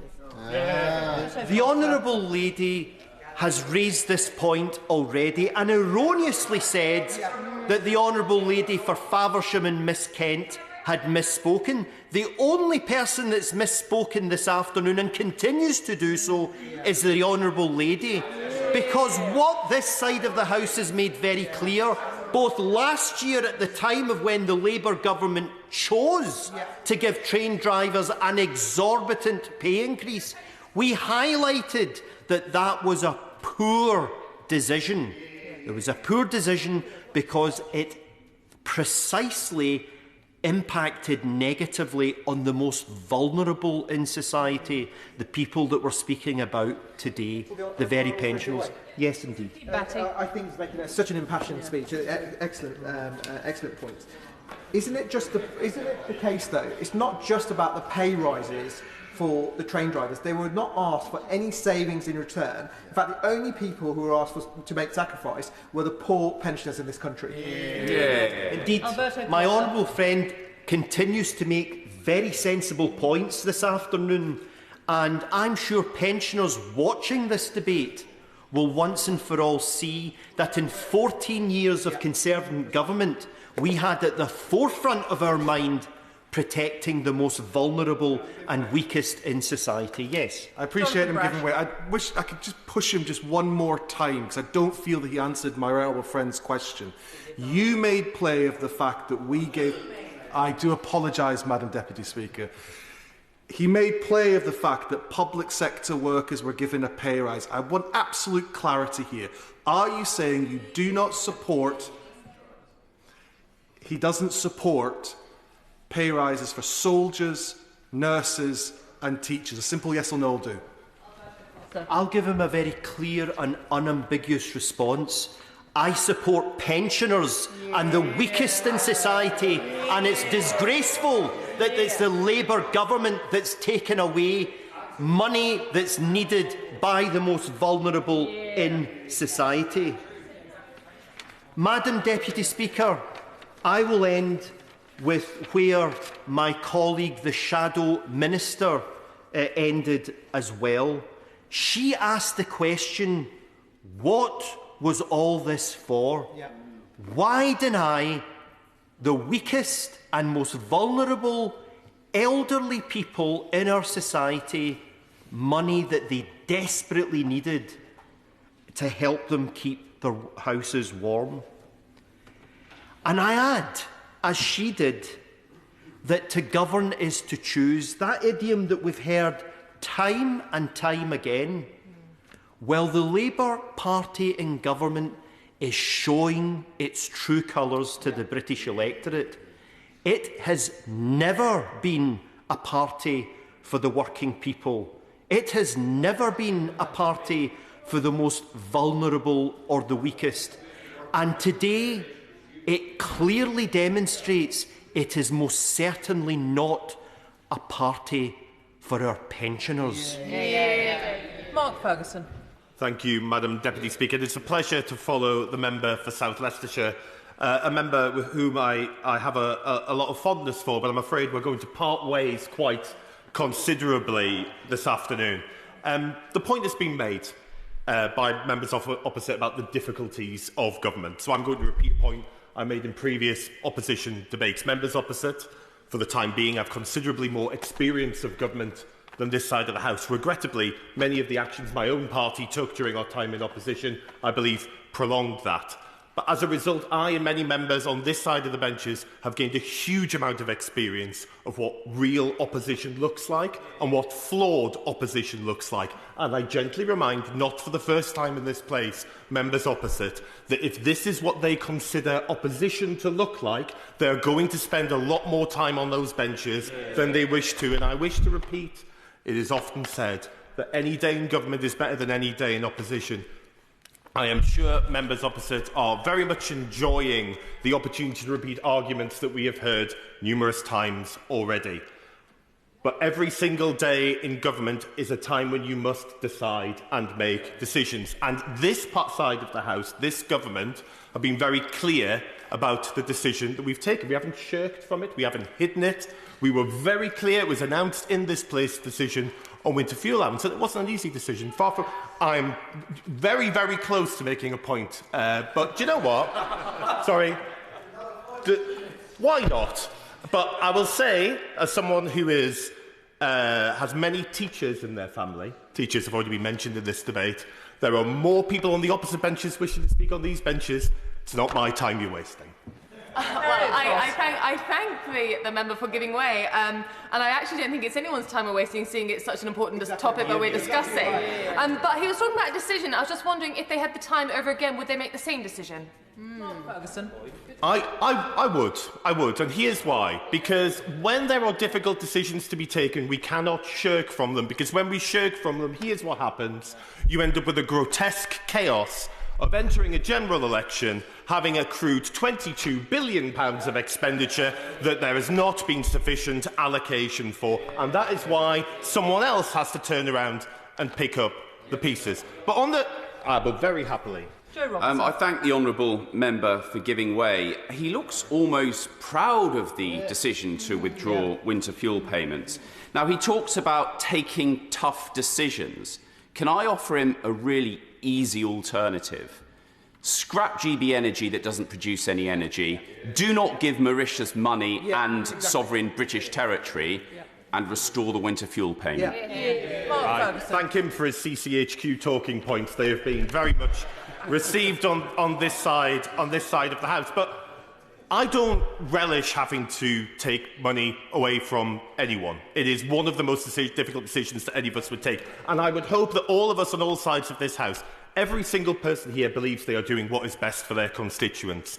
Every single person. I believe that every single member opposite believes that what they are doing is best for their constituents. I don't believe what they're doing is best for my constituents, but those are arguments I dare say we'll be continuing to have vigorously over the next 4 years in this place. I'm about to make the thrust of my argument, if you wouldn't mind. We have been talking about winter fuel allowance and money being removed from pensioners. It's a serious point. So I wish to talk briefly about 4 years ago when in this place the Social Security Uprating of Benefits Act 2021 was passed. It was a very serious decision that had to be taken by the last government, and I'm very grateful to my honourable friend, the member for Hartlepool, for some of the research that he has commissioned from the House of Parliament Library, the House of Commons Library, that is very enlightening on this fact. In 2021, the party opposite, whilst in government, made a decision following the unusual turbulence in the employment market, following COVID, that the triple lock would become, for 1 year only, a double lock. Party that are very keen to say that they are the party of the triple lock turned it into a double lock. Now, I think it is a fair point that was made by many members in this House at the time, that it was a very unusual time in the market, and therefore I'm making the thrust of my argument that I'd be very, very happy to give way. But as a result, the triple lock did not raise by 8.3% as it could have done that year. It instead rose by the absolute minimum of 2.1%. And that has a cumulative effect. So in year one, pensioners were £470 worse off. In year two, £520 worse off. In year three, £560 worse off. Now, because I'm going to be reasonable in this debate, I am going to be clear that the Labour Party did not support the 8.3% because we believed, as a reasonable opposition who went on to win the general election, we believed the 8.3% was not within the normal bounds of what would normally be considered a rise in wages because of the impacts of COVID. However, members on this side, I was sadly not one of them at the time, but members on this side supported a Lord's amendment which asked for the COVID-specific elements to be stripped out and to allow the party opposite to maintain their manifesto commitment to a triple lock. And that was voted down by the party opposite. Members on this side have been attempting to be reasonable and considered, whilst in opposition and in government, about the impact of spending on pensioners. And members on the benches opposite are arguing as if they have never had to take difficult decisions that would have impacts on pensioners. We all have, and we will all continue to do so. I will happily give way. I thank the honourable member for giving way and getting to the thrust of his argument. He keeps referring to the market turbulence. I think he means the once-in-a-lifetime pandemic. And we've continuously said how difficult government is. The fact is we would have made different choices as opposed to what this party in government is doing right now. Ferguson. I thank him for his point, but I feel like he hasn't really listened to what I was saying. And the point that I was making was that at the time, the government of the day had an opportunity to strip out the COVID effects, and I've already used the phrase COVID effects, I've referred to the once-in-a-generation pandemic. My Lord, didn't we all live through it? None of us have forgotten about it. And instead decided that rather than doing that, the claim was made that this would be too difficult, and instead a 2.5% would need to be applied. That had an effect on pensioners. But I don't feel like the party opposite have had the reckoning with that difficult decision that we on this side have had with the decision that we have taken. I will happily give way. I thank the honourable gentleman for giving way, and to be honest, I'm absolutely delighted to hear the first member on the government benches acknowledge that it is not a fictitious 22 billion black hole that you're trying to fill, that you have understood finally that the effects of COVID and the war in Ukraine are part of the issue that you're trying to deal with. On the contrary, of course there are difficulties and complexities caused by a war on the continent of Europe, and of course there are difficulties and complexities caused by a once-in-a-generation pandemic. But they didn't cause the last government to spend £6 billion on asylum hotels that it had not accounted for. It did not. And the point is often made, may I say, about train drivers. As honourable members on this side have pointed out, it's not just train drivers who receive pay rises. It is, and I will declare it, I wasn't going to get into this, but while I'm here, I might as well declare an interest. Very proud to have been a serving trade union official for the Union Unison, and therefore represent care workers, hospital cleaners, catering staff, who all received a reasonable pay rise under this government. Incidentally, a pay rise recommended by an independent pay review body that was ignored and sat on the shelf under the last government. And while we're on, because again, I'm very respectful of your own, and I'll bring him in a moment, but in order, I'm going to be reasonable. On the National Health Service, some of the spending that has been saved will be spent on the National Health Service, £25.6 billion extra for the National Health Service this year. I am afraid I've had the very unfortunate bad luck to be in accident and emergency with a number of members of my family in recent months. And what I have seen there has shocked me, because we often say in this place, we talk about the impacts on the National Health Service, or the National Health Service is struggling. I have seen children sleeping on their coats on the floor in waiting rooms for 12 hours. I have seen old people, pensioners, on trolleys in corridors for days, crying out for help. And it is an appalling legacy. Could I just remind members this afternoon that we are debating winter fuel payments, and whilst it's perfectly in order to try and put that in context, perhaps we should steer away from a debate on the NHS. Mark. I thank you, Madam Deputy Speaker, for your reminder, and I've brought my period of context to an end.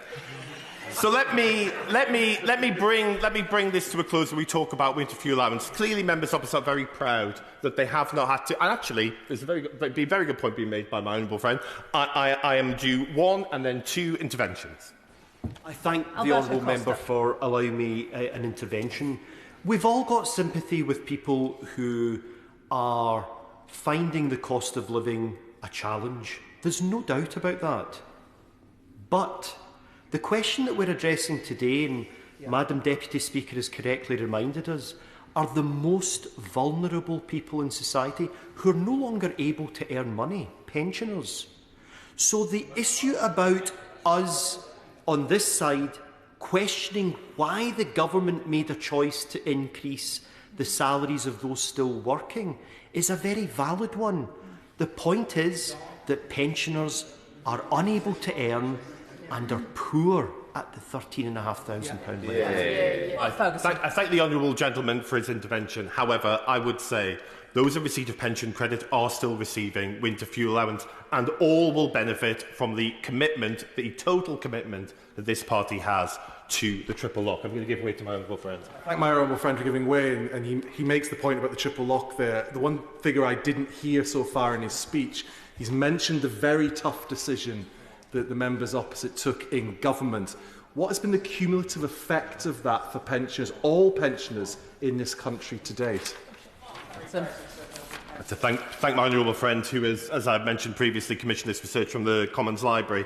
The cumulative effect overall, I believe, will be somewhere in the realm of £1,500 per pensioner. Now, as I've said, were I a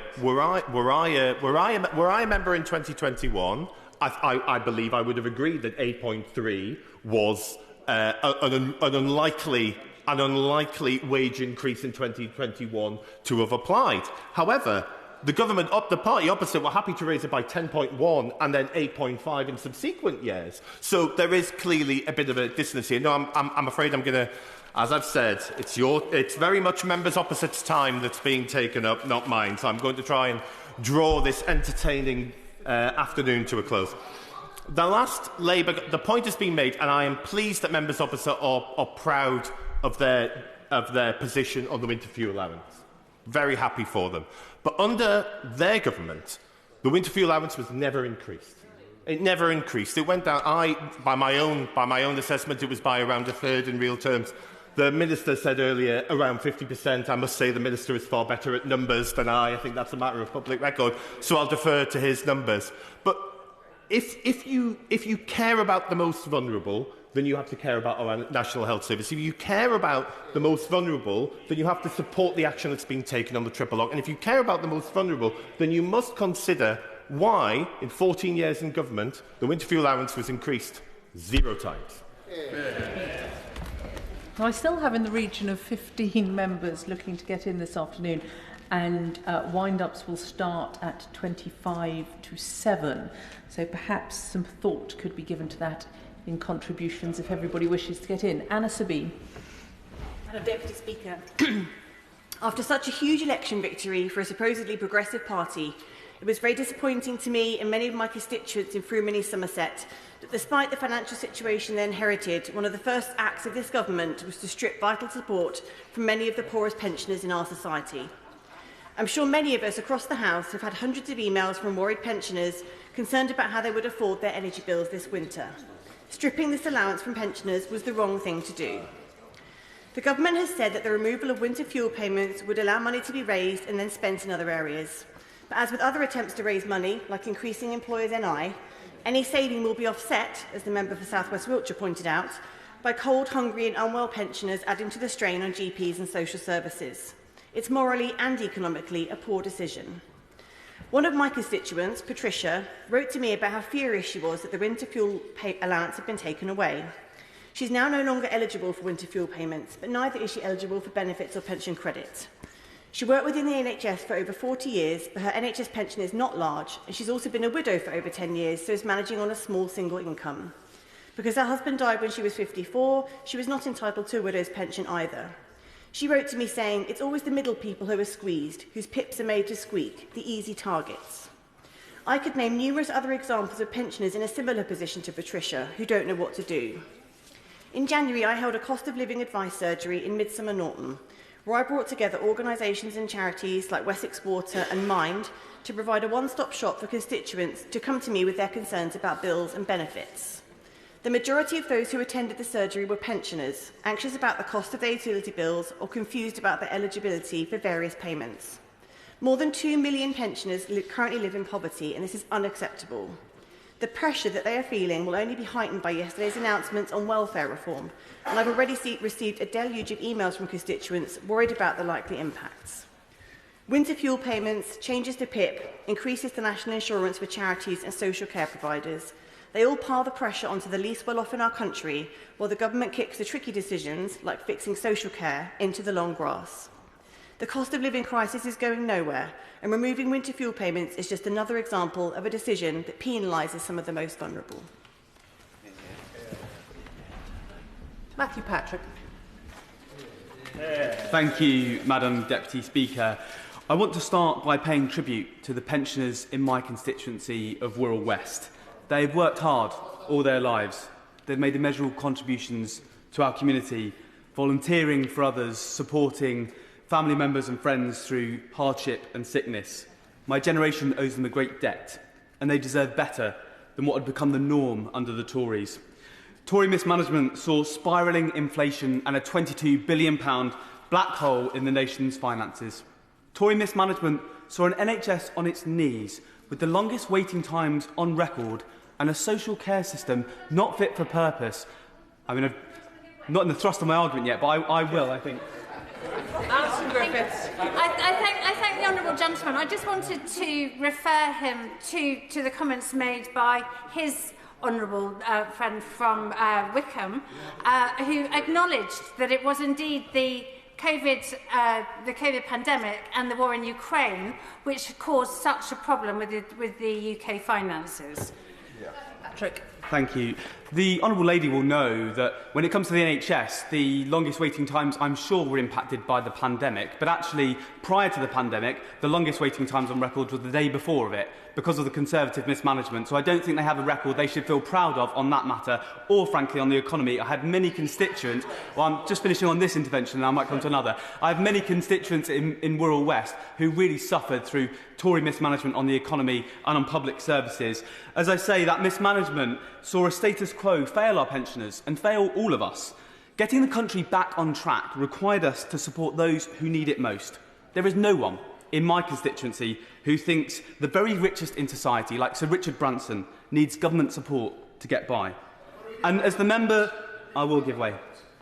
I think there's probably unanimity across this chamber that Richard Branson doesn't need the winter fuel payment. but it is the poorest pensioners, those who are earning just above £13,500, who are losing out. So let's not have the nonsense about Richard Branson or people swigging champagne, and actually talk about the people who are suffering and will be going into hospital because they are cold and may end up dying. Those are the people we should be talking about.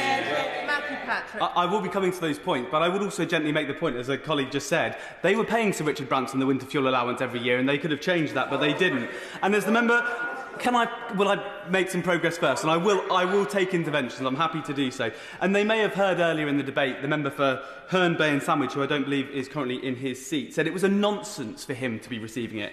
And I think he revealed, it was news to me, that he said that there were plans that the Conservative government had to means test winter fuel allowance. So I'd be very interested when those who wish to make an intervention could confirm whether he was right. I will. Luke Murphy. I thank my honourable friend for giving way. The benches opposite have said that they don't think Richard Branson should be receiving should have been receiving the winter fuel. They talk about those above the 13,000. But if the party opposite was so concerned about the very poorest pensioners, would it not be the case that the pension credit was not the most underclaimed benefit in the welfare system? 700,000 not claiming it. If they really cared about the most vulnerable pensioners, wouldn't they have done more about that? Matthew Patrick. My honourable friend makes a very good point, and I think there is an incredible uptake happening under this government because we really want to see those poorest pensioners access the support that they are entitled to. In fact, and I will.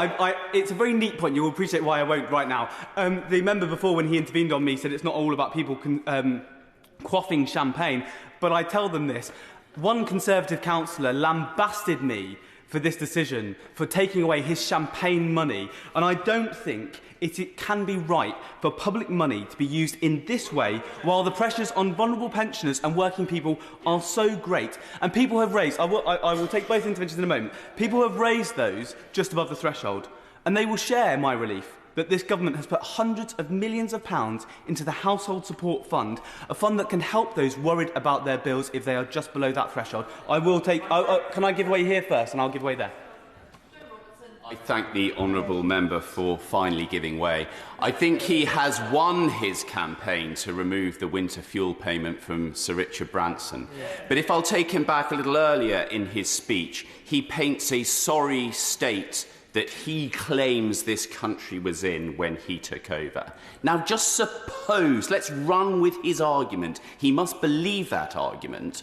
Why does he think now was the time to also take away the winter fuel payment? Matthew Patrick. The word supposed sorry state, it's no wonder they lost. They were in total denial about the failure that they had for this country. I think now is the right time to end the status quo, end the incessant decline that happened under the Conservatives, put a huge amount of investment back into our NHS. I, for one, am proud. We've now had 5 months of falling waiting times, and I'd like members opposite to welcome this good news that we get for our NHS, which helps all people in this country. I did say I'd give way as well.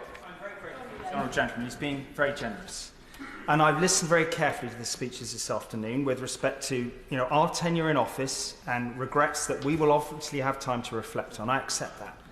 But having been a minister in a PPS for 12 years, I want to tell the honourable gentleman that making the decision to remove the winter fuel payment for that population, though it may be desirable, I acknowledge, and I've said it may be desirable for people in the higher levels, needs to have a mechanism, a proxy to verify what would be fair and which vulnerable people would be affected. And I just put it to him that if somebody is only having an income of £13,500, they are in a state of vulnerability, which means that no government should take that away. And I think that the choice we made was based on the options available. If there was an easier way of doing it at a higher level, I would have been very sympathetic to that. Those are the real choices one actually has to face in government. Patrick. I'm grateful for the honourable member, including the way in which he puts his point. He will hopefully, as I said just before, share my relief then that the Household Support Fund, something I don't find my constituents often know about, it's not reported heavily in the media, and I think it would be wise for all of us to take the opportunity in this debate to reiterate that support that is available to those people who are just above the threshold, who might just miss out on accessing the winter fuel allowance, to know that there is support available to them. And I signpost many of my constituents who are concerned about this to the Citizens Advice Wirral, and I support them in accessing the money available through the Household Support Fund, hundreds of millions of pounds of which have come from this government. Members opposite rightly talk about the need to relieve these pressures, the need to protect the most vulnerable, but I do question where their outrage was when their government, back in 2021, broke their manifesto commitment and suspended the triple lock. I do wonder where their outrage was when their leaders recently suggested we should look at means testing access to the state pension. And where, Madam Deputy Speaker, was their outrage when only months ago their Shadow Chancellor suggested scrapping the triple lock altogether? It is Labour politicians who are committing to protecting pensioners' incomes, and I've taken many interventions. It is Labour politicians committed to protecting pensioners' incomes and delivering support they need. I've mentioned the Household Support Fund. Ending Tories' disastrous plans to drag a record number of pensioners into paying income tax by uprating personal tax thresholds from April 2028. And unlike the party opposite, an ironclad commitment to the triple lock, which will see the state pension of millions increased by more than £470 this year. I'd like to see them welcome that. Supporting carers for their loved ones by increasing the income threshold for carers allowance, so more than 60,000 carers will benefit by the end of this Parliament. Madam Deputy Speaker, times are tough, and this Labour government has made tough decisions to get our country back on track. As I mentioned, NHS waiting times falling now 5 months consecutively. Haven't had that for a long time. A deal with GPs, bless you again, so that he sneezed on it. A deal with GPs so that healthcare in the community works for everyone, and targeted income support for those in the most difficulty.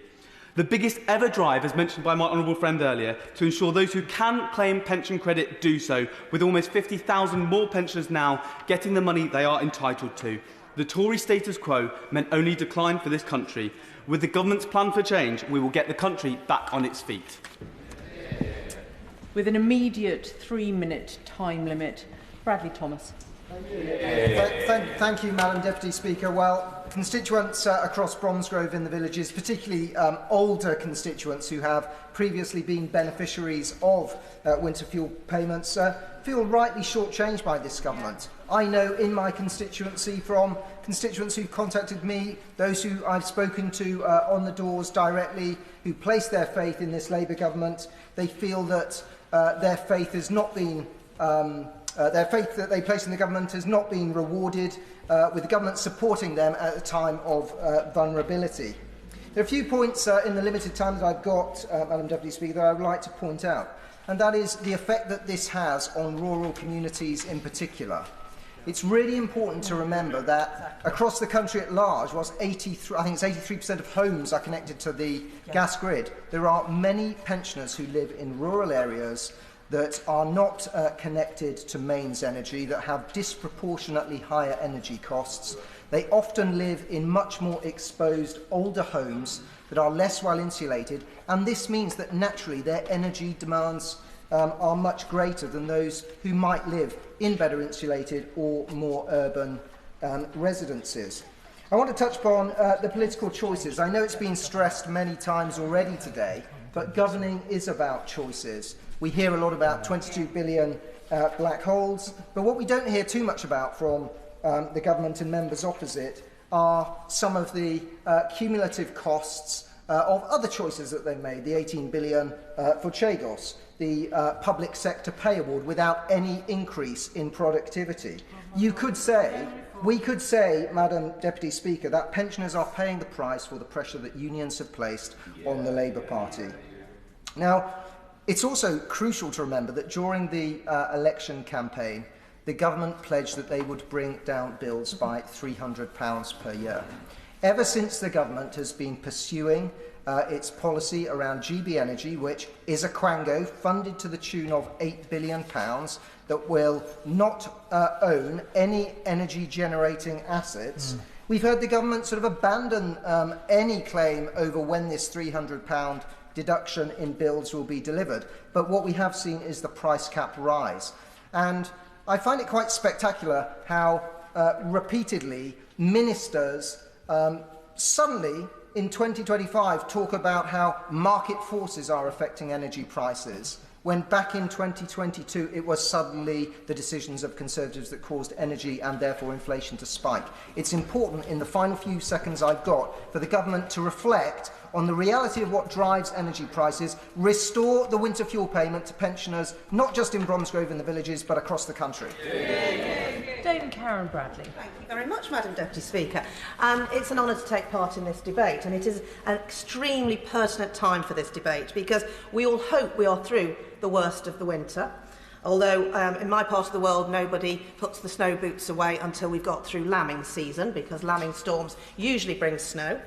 But we do need to know, as we get through the winter and into better weather, what the impact of this policy decision has been on our pensioners, on our health service, on A&E admissions, on other allowances and benefits, and the overall cost of this decision.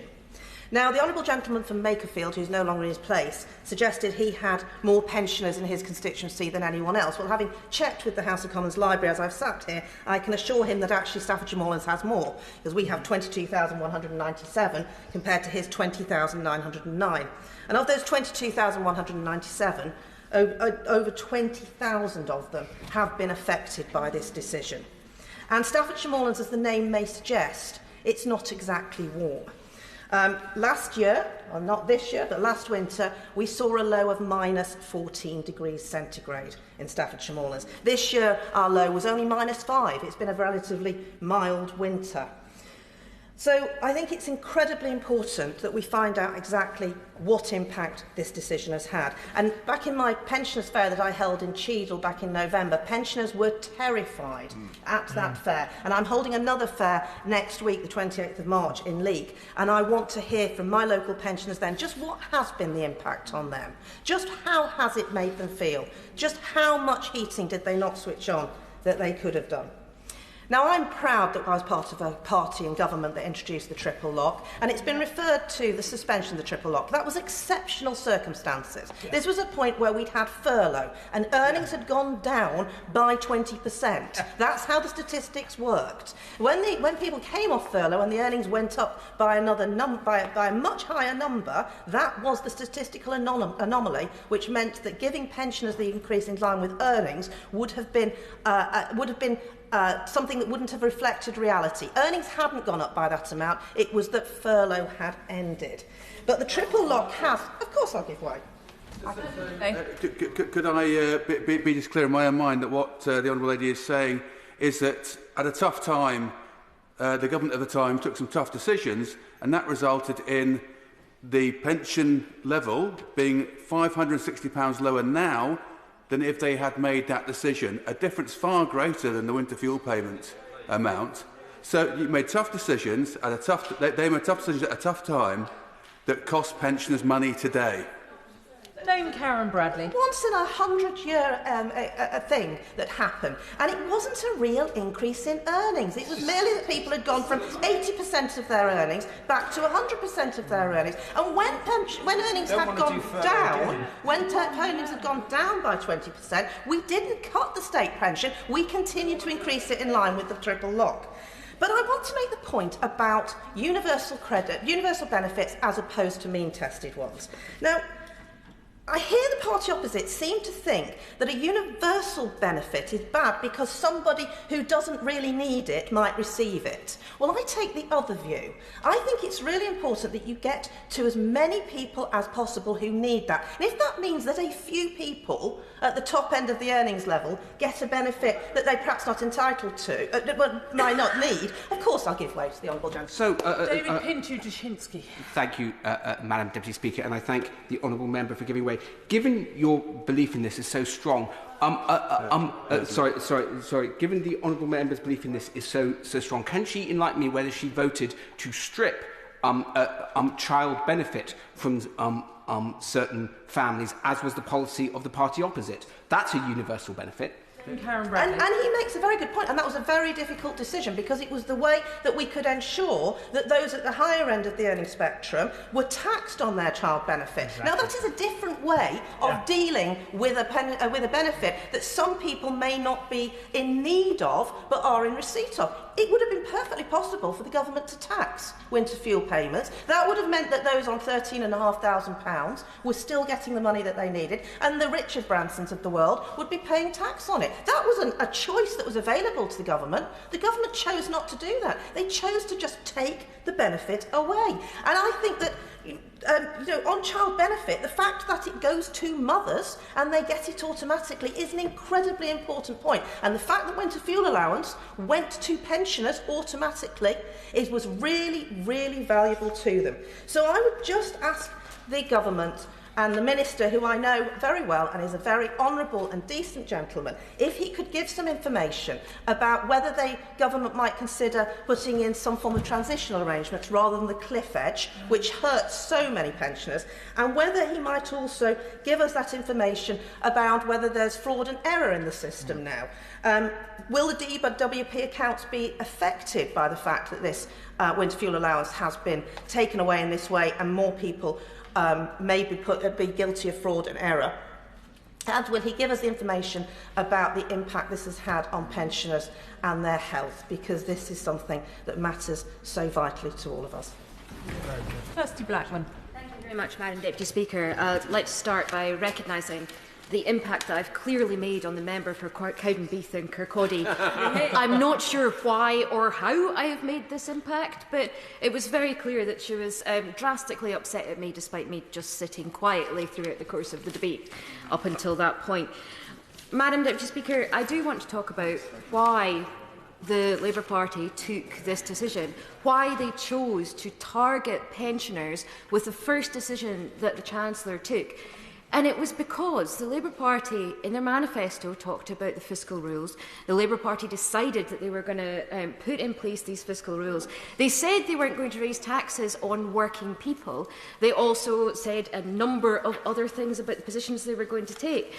And then they found themselves in a bit of a bind. What in-year thing can we do to ensure that we reduce the cost in-year? What's an easy target here?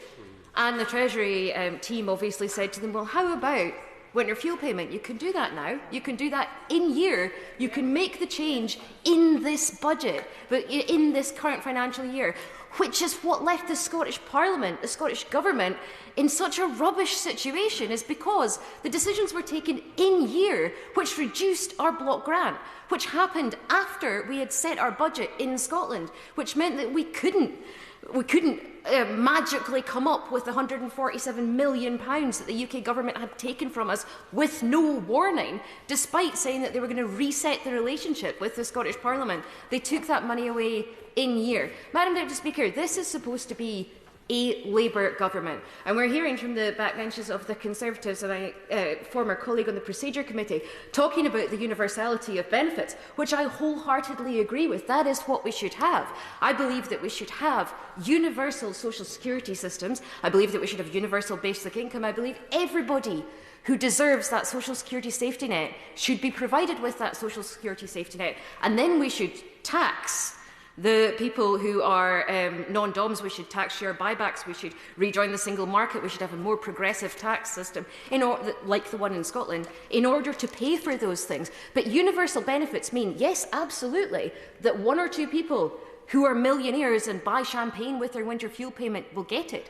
But it also means that every single person who needs it will get it. It means that every one of them will get it. And the choices that are being made absolutely may exclude some of those millionaires, or will exclude some of those millionaires from getting the winter fuel payment, but it will also exclude people who are sitting, freezing in the -1 degrees it was in my constituency overnight.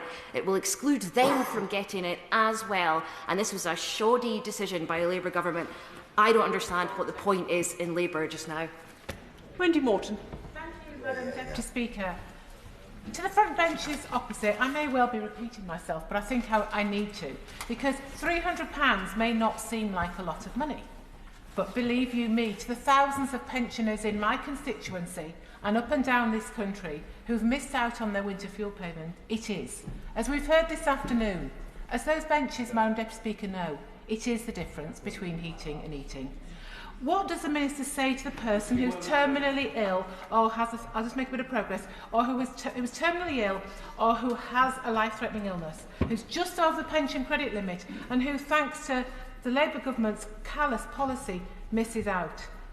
Does the Minister accept the report that as an over 65-year-old, the chance of being admitted to hospital or A&E this winter increased by 9%?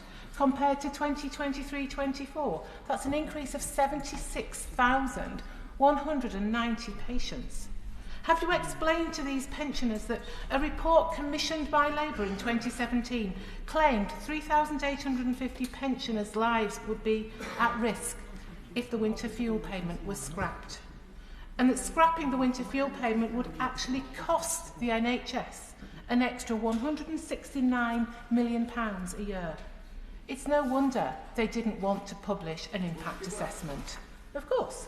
Andy the Honourable is making a very eloquent point about how important every pound is for a pensioner. £300 is a lot of money for a pensioner. But let me ask you this. Is £560 more than 300 or less? Because that's what's cost pensioners this year by your decisions in 2021. I completely disagree with the gentleman opposite, and I think honourable friends on this, and right honourable friends on this side of the House have made it very clear what the position is on that. But I would like to come back to the point that we're debating today, which is the winter fuel payment. And I'd like to think, or even hope, that the government would have a rethink. Perhaps it appears that's not the case. But what's worse is they seem uninterested in really assessing the impact of this decision. They won't do it now. They didn't do it before they made the decision. It seems like they won't even consider delaying this. These pensioners have faced a cliff edge. They couldn't plan for this. That's what makes it even harder. And to add insult to injury, there are more than 30,000 pension credit applications waiting to be processed. Now, I've been putting WPQs into the department to try and actually flush out how many extra staff the department have recruited. Now, my figures are different to what the front bench said earlier. I get to 1,045 FTE members of staff, and there's still a backlog. Winter isn't over. Pensioners are still waiting. So why does this Labour government, insist on penalising those who have worked hard all their lives? They've worked hard, tried to do the right thing by their families. They've paid their bills, maybe saved a little bit of money, only to be kicked at a time in life when they really need that little bit of help, when it would make a massive difference in so many ways. So the benches opposite chose to scrap the winter fuel payments for 10 million pensioners. And the really disappointing thing today, Madam Deputy Speaker, is I've sat on these benches and I've heard not one not one bit of humility. All I have heard is arrogance. And I will continue, no, I won't now, I will continue to fight for the pensioners, for the friends, for the families, for the residents of Aldridge Brownhills, who I know are really suffering as a result of this. Joe Robertson. Thank you, Madam Deputy Speaker. The flavour and mood of this debate today has been somewhat strange. I expected to be in a debate facing government benches that were at least showing humility, that at least in the words they chose looked like they regretted the decision, even though they reluctantly supported it. But that's not the mood we have faced at all. They have been bullish. We have heard the word proud. They have been jovial. At times they have been upbeat in describing this very, very worst decision of the government of bad decisions. And pensioners will have heard them. They may have impressed each other. They may have impressed the trade unions of which they are members by talking and defending train drivers' pay. But they will have deeply depressed and depressed further the pensioners who live in their constituencies, my constituency, and right across Britain.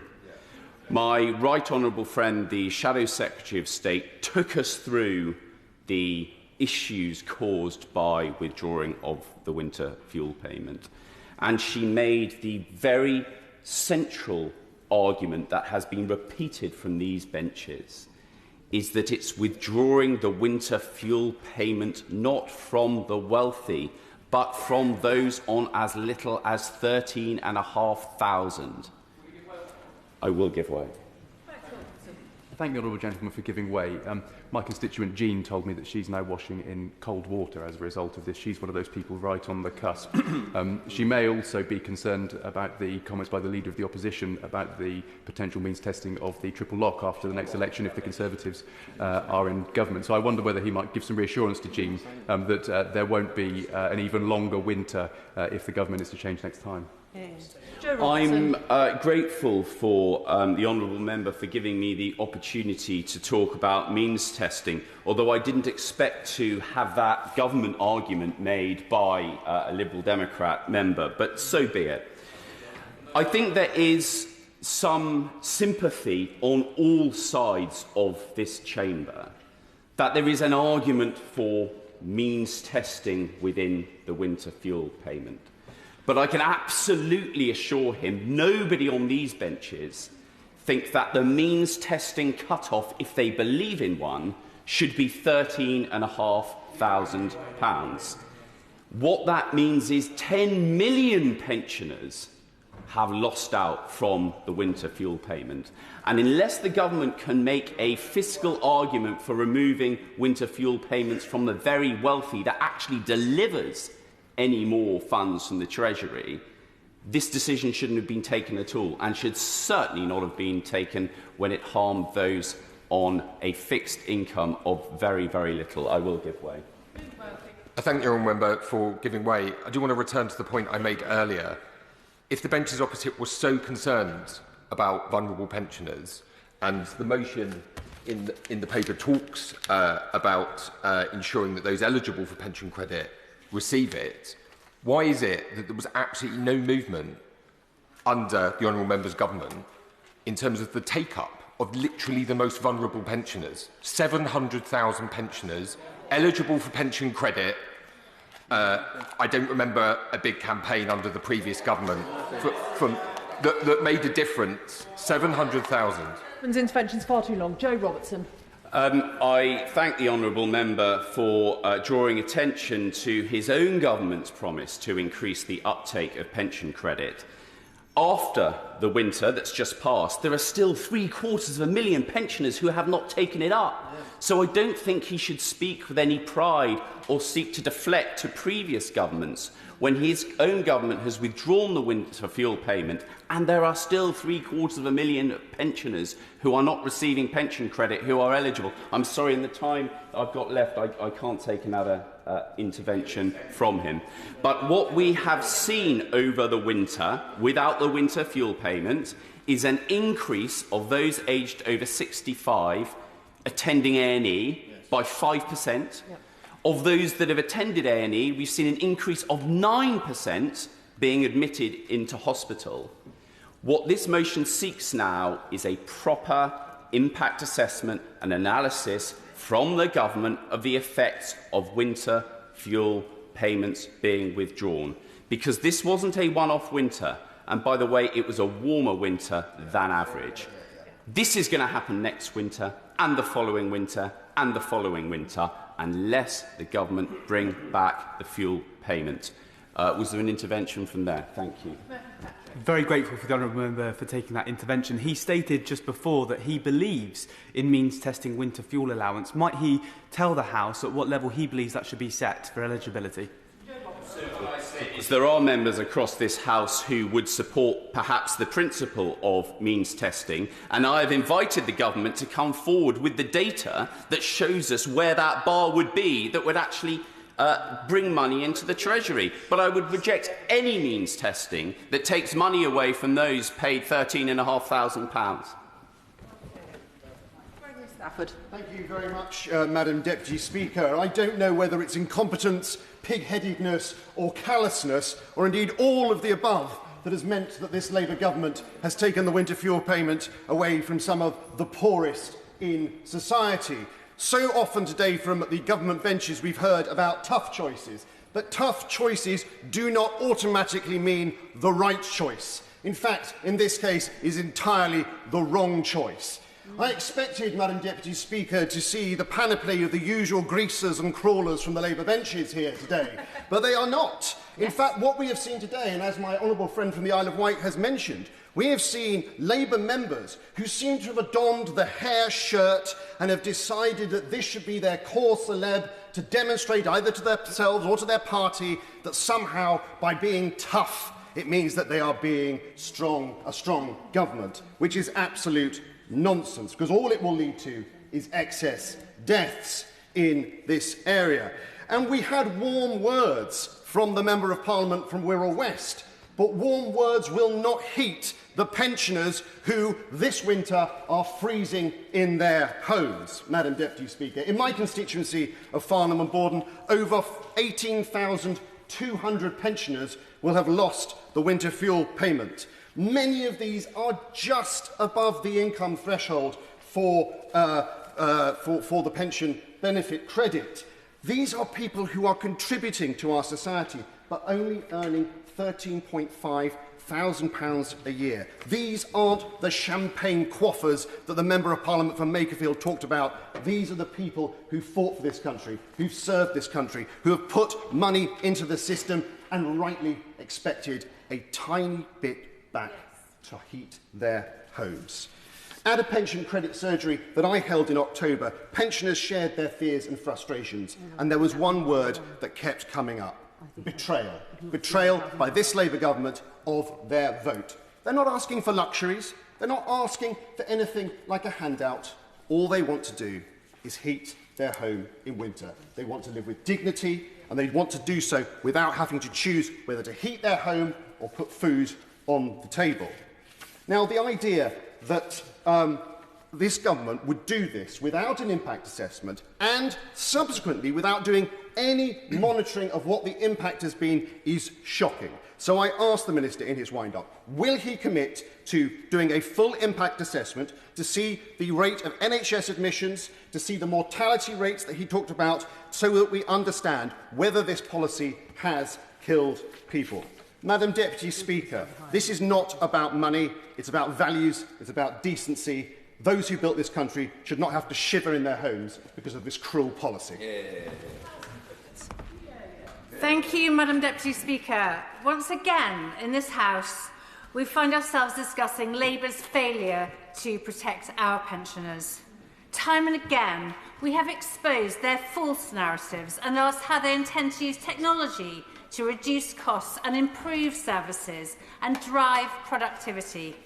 This government capitulated to the archaic working practices of train drivers and their trade union paymasters. There has been no serious attempt to modernise, no recognition of the technological advancements of the past 5 years, and no meaningful reforms to improve efficiency.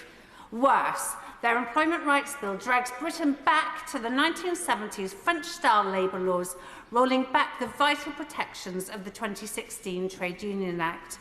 These outdated policies stifle economic growth, make job creation harder, and hand excessive power to unions. Can I remind the honourable member, winter fuel payments, please? Thank you, Madam Deputy Speaker. I merely wish to set the scene for the winter fuel payments. I will make progress. And who is paying the price for their economic mismanagement? Our pensioners. In my constituency of Bognor Regis and Littlehampton, 23,282 pensioners, that's at least 5% more pensioners than in the constituency of Makerfield. Nearly 90% will lose their winter fuel payment this year. That's nearly 23,282 elderly individuals being forced into impossible choices because of this government's incompetence and indeed its own poor choices.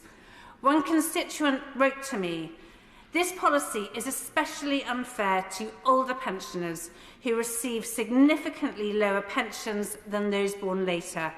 We've contributed since the age of 16 and now we feel we are penalised for simply being older." This isn't just bad policy, Madam Deputy Speaker, it is a deliberate choice by this Labour government. Instead of protecting the vulnerable, this government has prioritised inflation-busting pay rises for their union backers, waged class warfare on independent schools and forced at least a £5 billion burden on businesses through their disastrous employment rights bill. Labour's decision to strip away this crucial support will lead to more pensioners in A&E, more vulnerable people suffering in cold homes, and more lives put at risk. It is a betrayal. We will not stand by and let this injustice go unanswered. Peter Bedford. Thank you, Madam Deputy Speaker. It is painfully clear if this government believes you did not vote for them, they will continue to turn their backs on you. Independent schools, small business owners, farmers, and now most cruelly, Madam Deputy Speaker, pensioners. Within just weeks of taking office, this shameful government scrapped the winter fuel payment for 10 million pensioners. These individuals, many of whom are frail and some of the most vulnerable in society, have given so much to our country. Absolutely. They built our foundations, communities, national fabric, and yet what do they receive in return? A cold shoulder from the Chancellor of the Exchequer. She could not wait to get her hands on their £300. Yes. No, I'm not giving way. The small sum of money allowed them to keep the heating on, helped them to make it through those cold winter nights, and supported them in not having to choose between heating or eating. Wherever I go in my mid-Leicestershire constituency, I have conversations with older people, and the single word they use is betrayal. Betrayal, Madam Deputy Speaker, felt deeply in their hearts, particularly of those who helped build this country. But let's not forget, the 348 Labour MPs are complicit in taking the winter fuel payment away from millions of pensioners. Absolutely. Indeed, 71% of disabled pensioners have lost this vital support. The party opposite has repeatedly told us that they are the party of the NHS. But let's face the facts. They're all complicit in costing the National Health Service an additional £169 million to look after the 100,000 pensioners who have been left out in the cold. Will you give way on that point? I'll give way. I thank my honourable friend for giving way. And an argument we've heard on the opposition benches has been that taking away the winter fuel payment is somehow benefiting the NHS because money's going in. But would you not agree with me that the Chief Executive of the NHS England said that actually every single penny that the government is putting into the NHS this year is being wiped out through national insurance rises, inflation and drug price increases? My honourable friend is absolutely right. The numbers simply do not stack up. Yes. In comparison, Madam Deputy Speaker, it was a Conservative government that introduced the triple lock and increased the state pension by almost £4,000. It was a Conservative government that reduced the number of pensioners living in absolute poverty by more than 200,000. And, Madam Deputy Speaker, it is the Conservatives that have pensioners' interests at heart. Thank you, Madam Deputy Speaker. When I was out on the doorstep in the general election campaign, as I'm sure every member was across this House, I was speaking to my electorate in Broxbourne, and they said, look, Louise, we know what's coming. We know we're going to get a Labour government. We know they're going to come into power, and then they're going to tell us how awful it is, how bad it is, and they're going to come for us, and they're going to come after pensioners. That was people, the electorate in Broxbourne, already knew. So the British public are not fools. This argument will not wash with the British people outside about a £22 billion black hole, about difficult choices that we're told that the government has got to make. It will not wash because they didn't believe it in the first place. So the government, no, I won't give way. So the government got elected on a manifesto, and then within 8 months, there's significant policies that they're doing which haven't been in their manifesto: the family farm tax, the national insurance increase, and of course the winter fuel allowance. And that is what my constituents in Broxbourne are really cross about. It was not in the Labour Party manifesto. So when people went out and voted in good faith in the July election, lots of people I speak to did vote for the Labour Party in my constituency that now heavily regret it because of the choices that the Labour Party and this government are making, and they were not honest about that with the British people. But what was in their manifesto was to cut energy bills by £300. So the government's got in, it secured a mandate from the British people, but it said, do you know what, that document we were elected on, that manifesto, well, that doesn't mean anything. We can throw that in the bin, and we can concentrate on things that we actually really want to do, rather than concentrating on putting British people first, lowering energy bills by £300, and I hope the Minister, when he does his summing up, that he tells us of the progress they're making towards bringing energy bills down, and I suspect it's very little because they're too busy concentrating on things that they haven't been elected to do. So I urge the members opposite this evening, please listen. I will give way. I thank my honourable friend for giving way. Further to the point that he was just making, does he agree with me that the government made promises to the British public, not just that they can't deliver, won't deliver, but that they can't deliver, such as lowering energy bills, because it is not within gift of government to directly control energy bills. That is why the winter fuel payment is so crucial to so many pensioners across the country. I completely agree, and my honourable friend makes an important point. Now, what they could do to lower energy bills is by securing North Sea oil and gas investment in this country, produce more of the gas that we need to power all of the industry in this country here without importing it. That is what they could be doing. That is a quick... I will very briefly. So would you...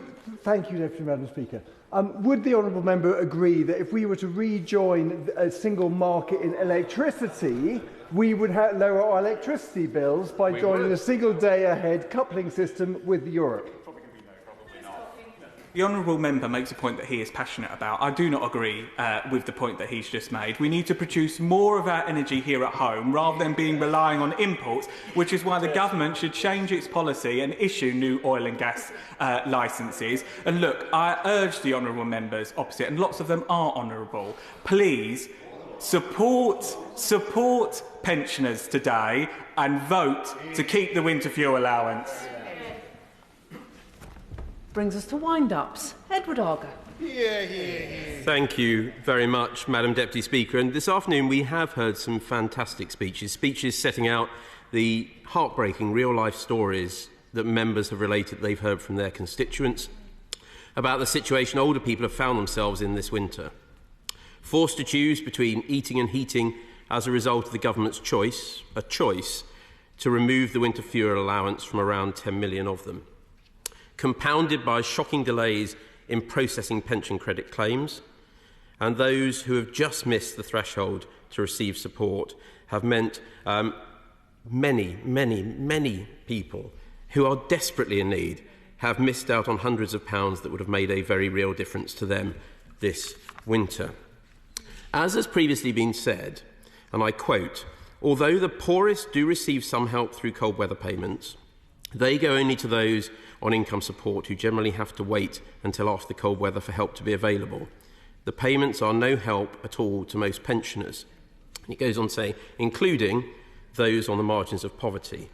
The quote goes on to say simply that the individual was simply not prepared to allow another winter to go by when pensioners are fearful of turning up their heating even on the coldest winter days because they do not know whether they will have the help they need to pay for their fuel bills. Those were the words of the former Labour Chancellor and Prime Minister Gordon Brown, who brought in the winter fuel payment. It is a great shame that his successors in a Labour government today have taken a very different view of support for pensioners. Now, the choice made by the Labour government, almost its first choice in office last July, is as cruel as it is unnecessary, and it has real-life consequences for vulnerable people. Now, like many others in this House, on both sides of this chamber, I suspect, I've met with my local branch of Age UK and other local charities who all tell me about how hard hit their services vitally important to pensioners, like the services of GPs, hospices and pharmacies, will be hit by the government's jobs tax NICS hike. Alongside this impact on services they rely on, this government has slashed the winter fuel payment for so many. Now, understandably, pensioners are asking, what have the party opposite got against them? Or for that matter, against farmers or businesses? And the message, let me just complete the point. I know he's only come into the debate relatively late in it, but I will take an intervention from him. What I would say is, under this government, don't run a hospice or a pharmacy or a care home. Don't be a farmer. Don't run a business. And heaven forbid, don't get old. Yes, of course I will. Shadow Minister for giving way. Of course, we are disappointed on this side of the House to be having to have made this decision, but it is a symptom of the circumstances in which we find ourselves. But I do just remind him, I understand he stood in the 2017 general election. Some of these policies were in the Conservative manifesto at that time to means test the winter fuel allowance and also to reduce the triple lock to a double lock. I make a number of points, the honourable gentleman. On his first point, which I was going to come on to, but I will happily make the point now. It is not the case, as he seems to be alluding to, that some mythical so-called black hole, which the OBR pointedly declined to validate or back up in its assessment, and is so often bandied around, can be deemed to be a rationale for doing this. We've seen a real life black hole. I want to make a little bit of progress, but we have seen a real black hole emerging following the Chancellor of the Exchequer's disastrous budget. It's also not the case that the government can claim it has saved the pensions triple lock. A triple lock introduced by a Conservative and Liberal Democrat government back in 2010. It was something already committed to by the previous government in our manifesto and others. So pensioners could rightly bank and expect that uplift from the triple lock to come through. What they have seen is a real cut to what they were getting and what they had a right to expect with the slashing of the winter fuel payment. Yeah, I will take the intervention from the honourable gentleman. He mentions the OBR. I wonder if he's read the report from the OBR, which sets out how the Treasury did not share information with them about the large pressures on Ardell, about the unusual extent of commitments against the reserve, or about any plans to manage these pressures down. And I wonder if he'll take this opportunity to apologise for this extraordinary fiscal failure. The honourable gentleman will be aware, as I've alluded to just then, I have read the report, and he will know, having read it and gently waving it at me from across the chamber, that it pointedly declined to back up the so-called claim of a 22 billion black hole. Now, as we've heard, the former Prime Minister, Gordon Brown, as Chancellor of the Exchequer, introduced the winter fuel allowance, announcing it in 1997, bringing it in 1998. But it's worth remembering, even in the challenging circumstances of the time, George Osborne didn't cut the winter fuel allowance, despite the appalling financial and economic inheritance in 2010. Why not? Because it is a cost-effective benefit. It genuinely makes a difference. And it also means, because, let me just make a further point, and then if he pauses a minute, I'm about to actually touch on some of his points, but he may want to come in at that moment. because it genuinely means that pensioners feel the confidence to turn the heating up those extra few degrees, knowing that the money is coming for them. I will take the honourable gentleman's intervention. I thank him for giving way and salute his quest for clarity. On that point, will he provide people with the clarity? Would his party reverse this? I was about to actually be quite nice to the honourable gentleman, the member for Gateshead Central and Whickham, who I have to say, in a debate which has seen perhaps a lot of heat, not always a huge amount of light, he did address the issues before us in a measured way. I didn't agree with everything he said, but he was reasonable, he was measured, and I think he made some valid points. I would gently make, in response to his point, I make the point that our record speaks for itself. We didn't get rid of it. The reality is they are in government. They are in government with a large majority, and as they are discovering, to govern is to choose, and they must be accountable for the choice they have made. Now, I will make a little bit of progress, and then I will give way to my right honourable friend. UK pensioners are not fools. So I'm sorry that members opposite want to almost insult their intelligence by repeating the debunked claims about a so-called black hole, or that the pension triple lock was in some way under threat and has been saved by the governments. And I'd also gently remind them that I don't think pensioners will forget. They feel let down by Labour. They feel that the trust placed in them, placed in the members opposite and voted for them, has been betrayed, and betrayed within a month of the party opposite taking office. So again, I asked, why did this government make the political choice to make these cruel, unnecessary cuts? I give way to my right honourable friend. Well, I thank my honourable friend for giving way. The moment may have passed a little, but I think it's still apposite enough to make, Madam Deputy Speaker, which is this, that if there's any apologies to go round, it should be from the party opposite, because I remember in every single election campaign I've been involved in for at least the past 25 years, the party opposite have run a scare story about the Conservatives scrapping the winter fuel payment. The moment that they get into office, what's the very first act they do? To remove the winter fuel payment. That is the thing that has so upset so many of my constituents. Well, I'm grateful to my right honourable friend, the former Deputy Prime Minister, who puts it far more eloquently and succinctly than I would have been able to do. And he's, of course, absolutely right. Madam Deputy Speaker, an estimated 750,000 of people are entitled to pension credit but do not claim it, even after the party opposite's pension credit take-up campaign. So that means they did not receive the winter fuel payment they're entitled to. Will the Minister in his wind-up, or the Pensions Minister I see back in his place, who opened this debate, commit in the name of transparency to publish an official estimate on the number of eligible pensioners the government estimates did not receive the winter fuel payment this winter? Conscious of time, I might allow the Minister to respond in his wind-up. Their own modelling shows that 100,000 pensioners will be pushed into poverty as a result of their choices. Now that the first winter has passed, will the Secretary of State or the Minister commit to publishing data showing the real impact of changes to the winter fuel payment on levels of pensioner poverty? And the number of over 65s attending A&E increased by nearly 100,000 this winter, despite it being a warmer winter than average. We know multiple factors may impact this, but this is a very large jump. Again, will ministers publish official data on the number of hospital admissions they believe to be caused by the winter fuel payment cut, and what the cost to the NHS has been? Madam Deputy Speaker, to conclude, and conscious of time for the Minister to be able to respond, this is money that was genuinely needed by vulnerable people and vulnerable pensioners this winter. In my Melton and Syston constituency, I get messages, heart-rending messages, about choices between eating and heating. And we shouldn't forget, as I think one of my honourable friends mentioned earlier, the impact on rural communities reliant on heating oil and having to pay in one bulk payment for that.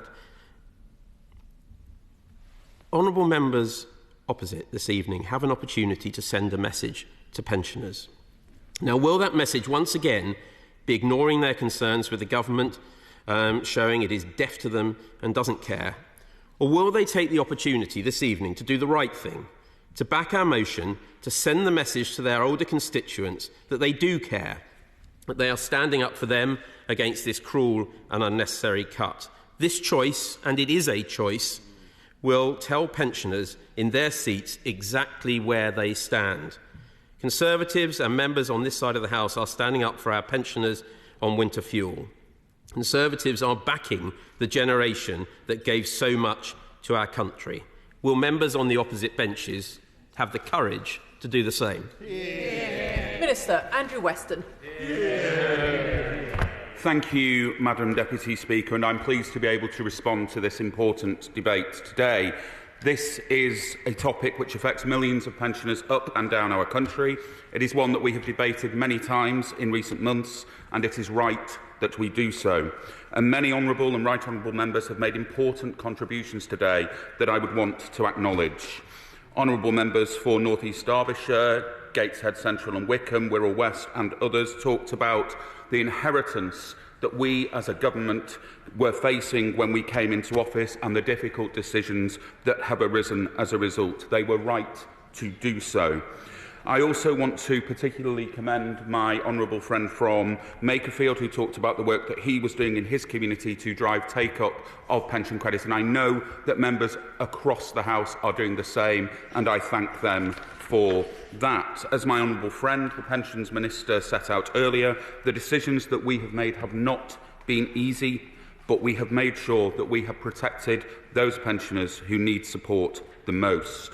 Winter fuel payments will continue to be paid to pensioner households in England and Wales, with someone receiving pension credit or certain other income-related benefits. They will continue to be worth £200 for eligible households or £300 for eligible households with someone aged 80 and over. The majority of those payments, over £1 million, were paid before Christmas. Means testing the winter fuel payments was a choice that we had to make to protect the most vulnerable pensioners while doing what is necessary to repair the public finances after 14 years that was the wrecking ball of the party opposite. It is the difficult decisions we have taken that mean that this government is able to provide much-needed additional investment in the NHS, which benefits us all, including pensioners who rely on these services.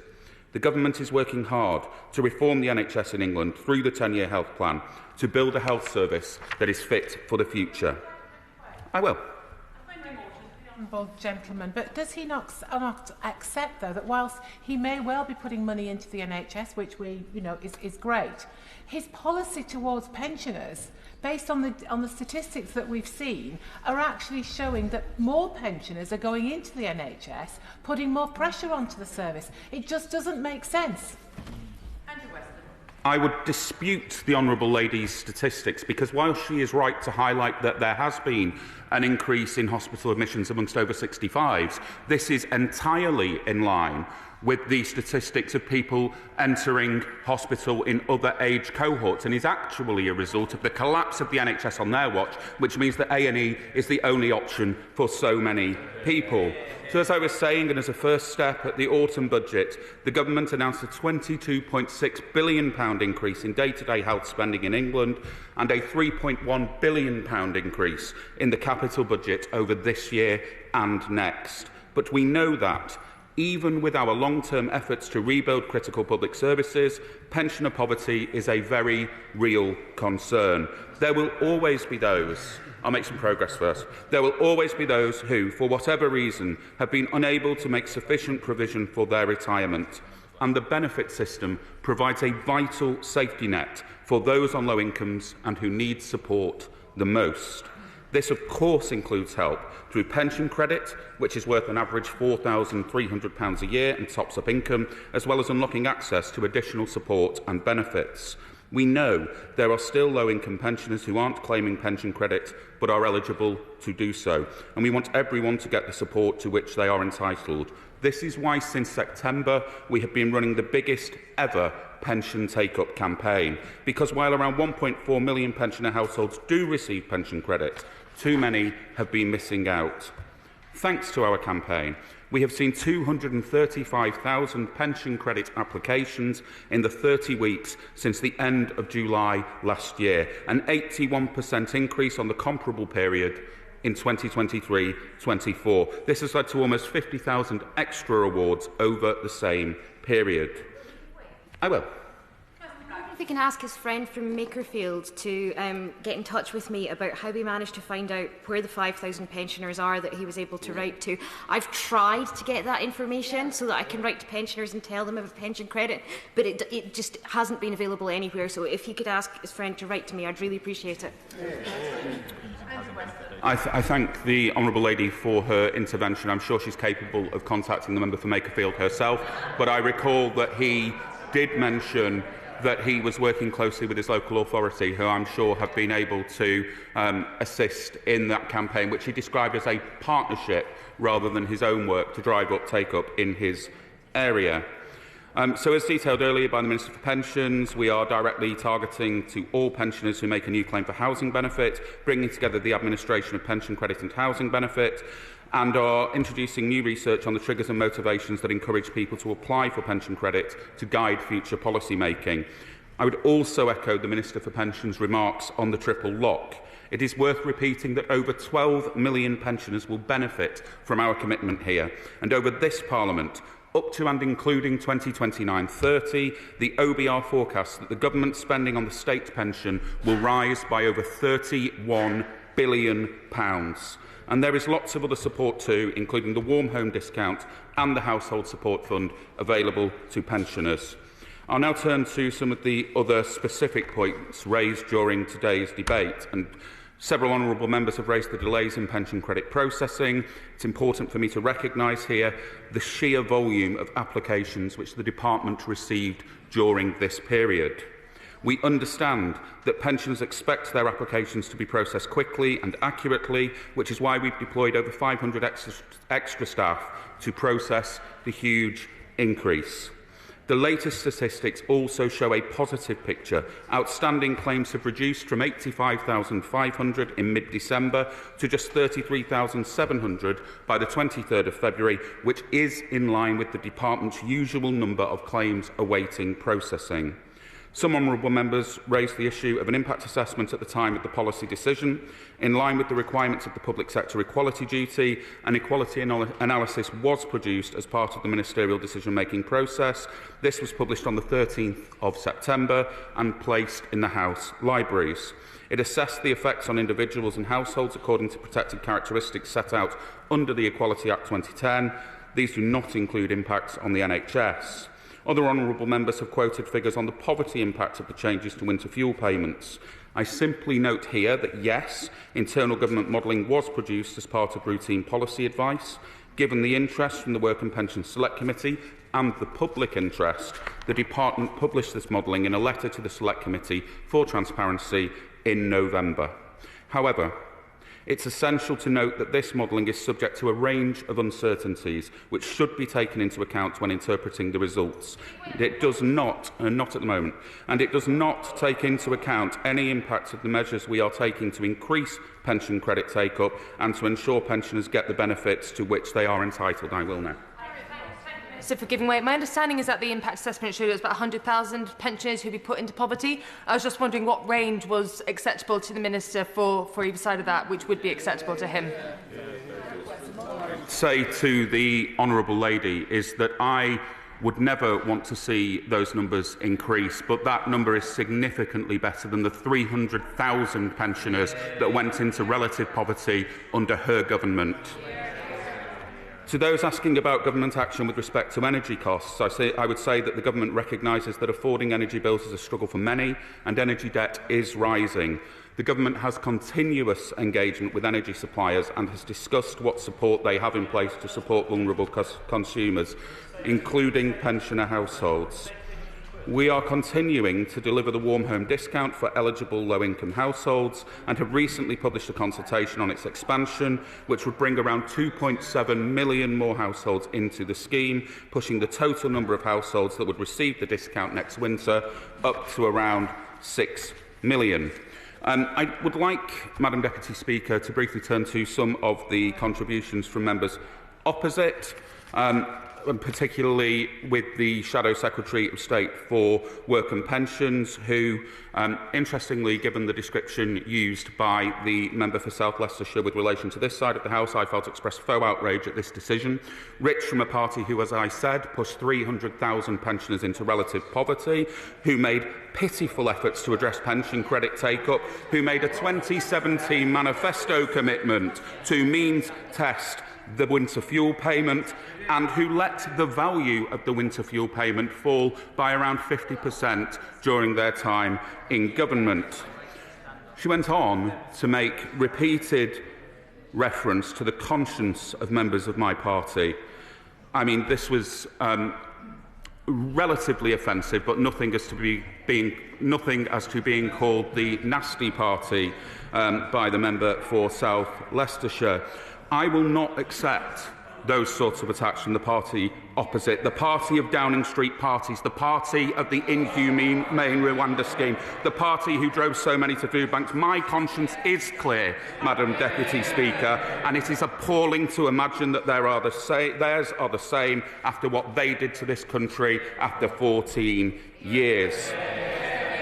I listened very carefully to I'm being chunted up from a sedentary position about the Household Support Fund, and I would remind the Shadow Secretary of State that this was not fully funded by the party opposite on a multi-year basis. It is this government that has provided that certainty to local authorities.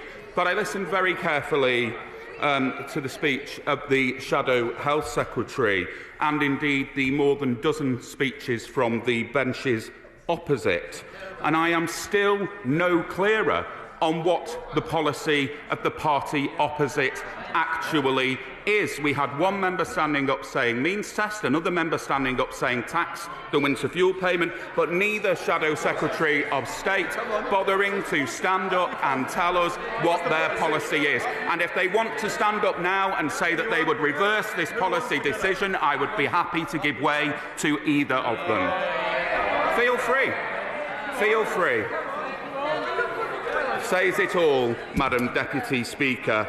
So we have made the hard choices necessary to bring the public finances back under control after 14 years of Tory misrule. Pensioner households. Yes or no? Okay, what's the answer? Thank you, Madam Speaker. I just wondered, with the uptake of pension credit, at what point would the uptake of pension credit eliminate the savings from cancelling the winter fuel payment? What number of the uptake would overtake that payment? We've never suggested that they would, and the Minister for Pensions addressed this in his opening statement, and the savings put forward do take account of that. But I have to say, Madam Deputy Speaker, in accepting that intervention, I was hopeful that finally one Tory would come forward with an actual policy in this area. I would say I'm disappointed, but it's only to be expected. But pensioner households who need support the most will continue to get winter fuel payments. We are getting more and more people onto pension credit so they can get winter fuel payments and increase their weekly income. Madam Deputy Speaker, this motion calls for an apology. The only people giving an apology to pensioners and this country are the party opposite for the mess they left behind. The question is, as on the order paper, as many as of that opinion say aye. Aye! Of the contrary, no. No! Division! Clear the lobby.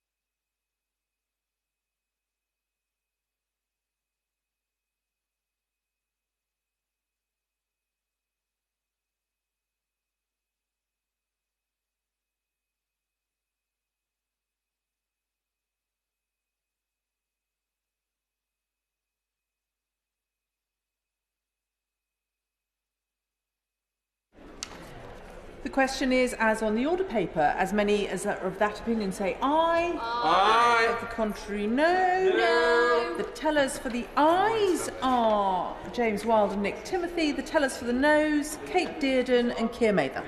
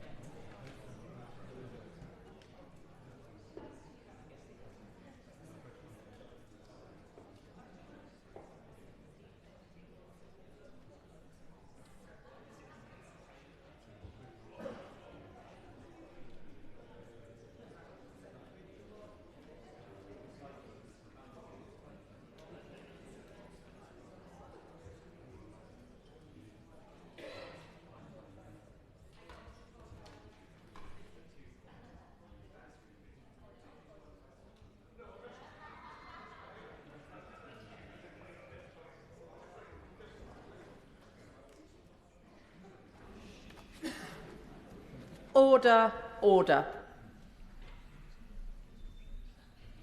The ayes to the right, 177. The noes to the left, 293.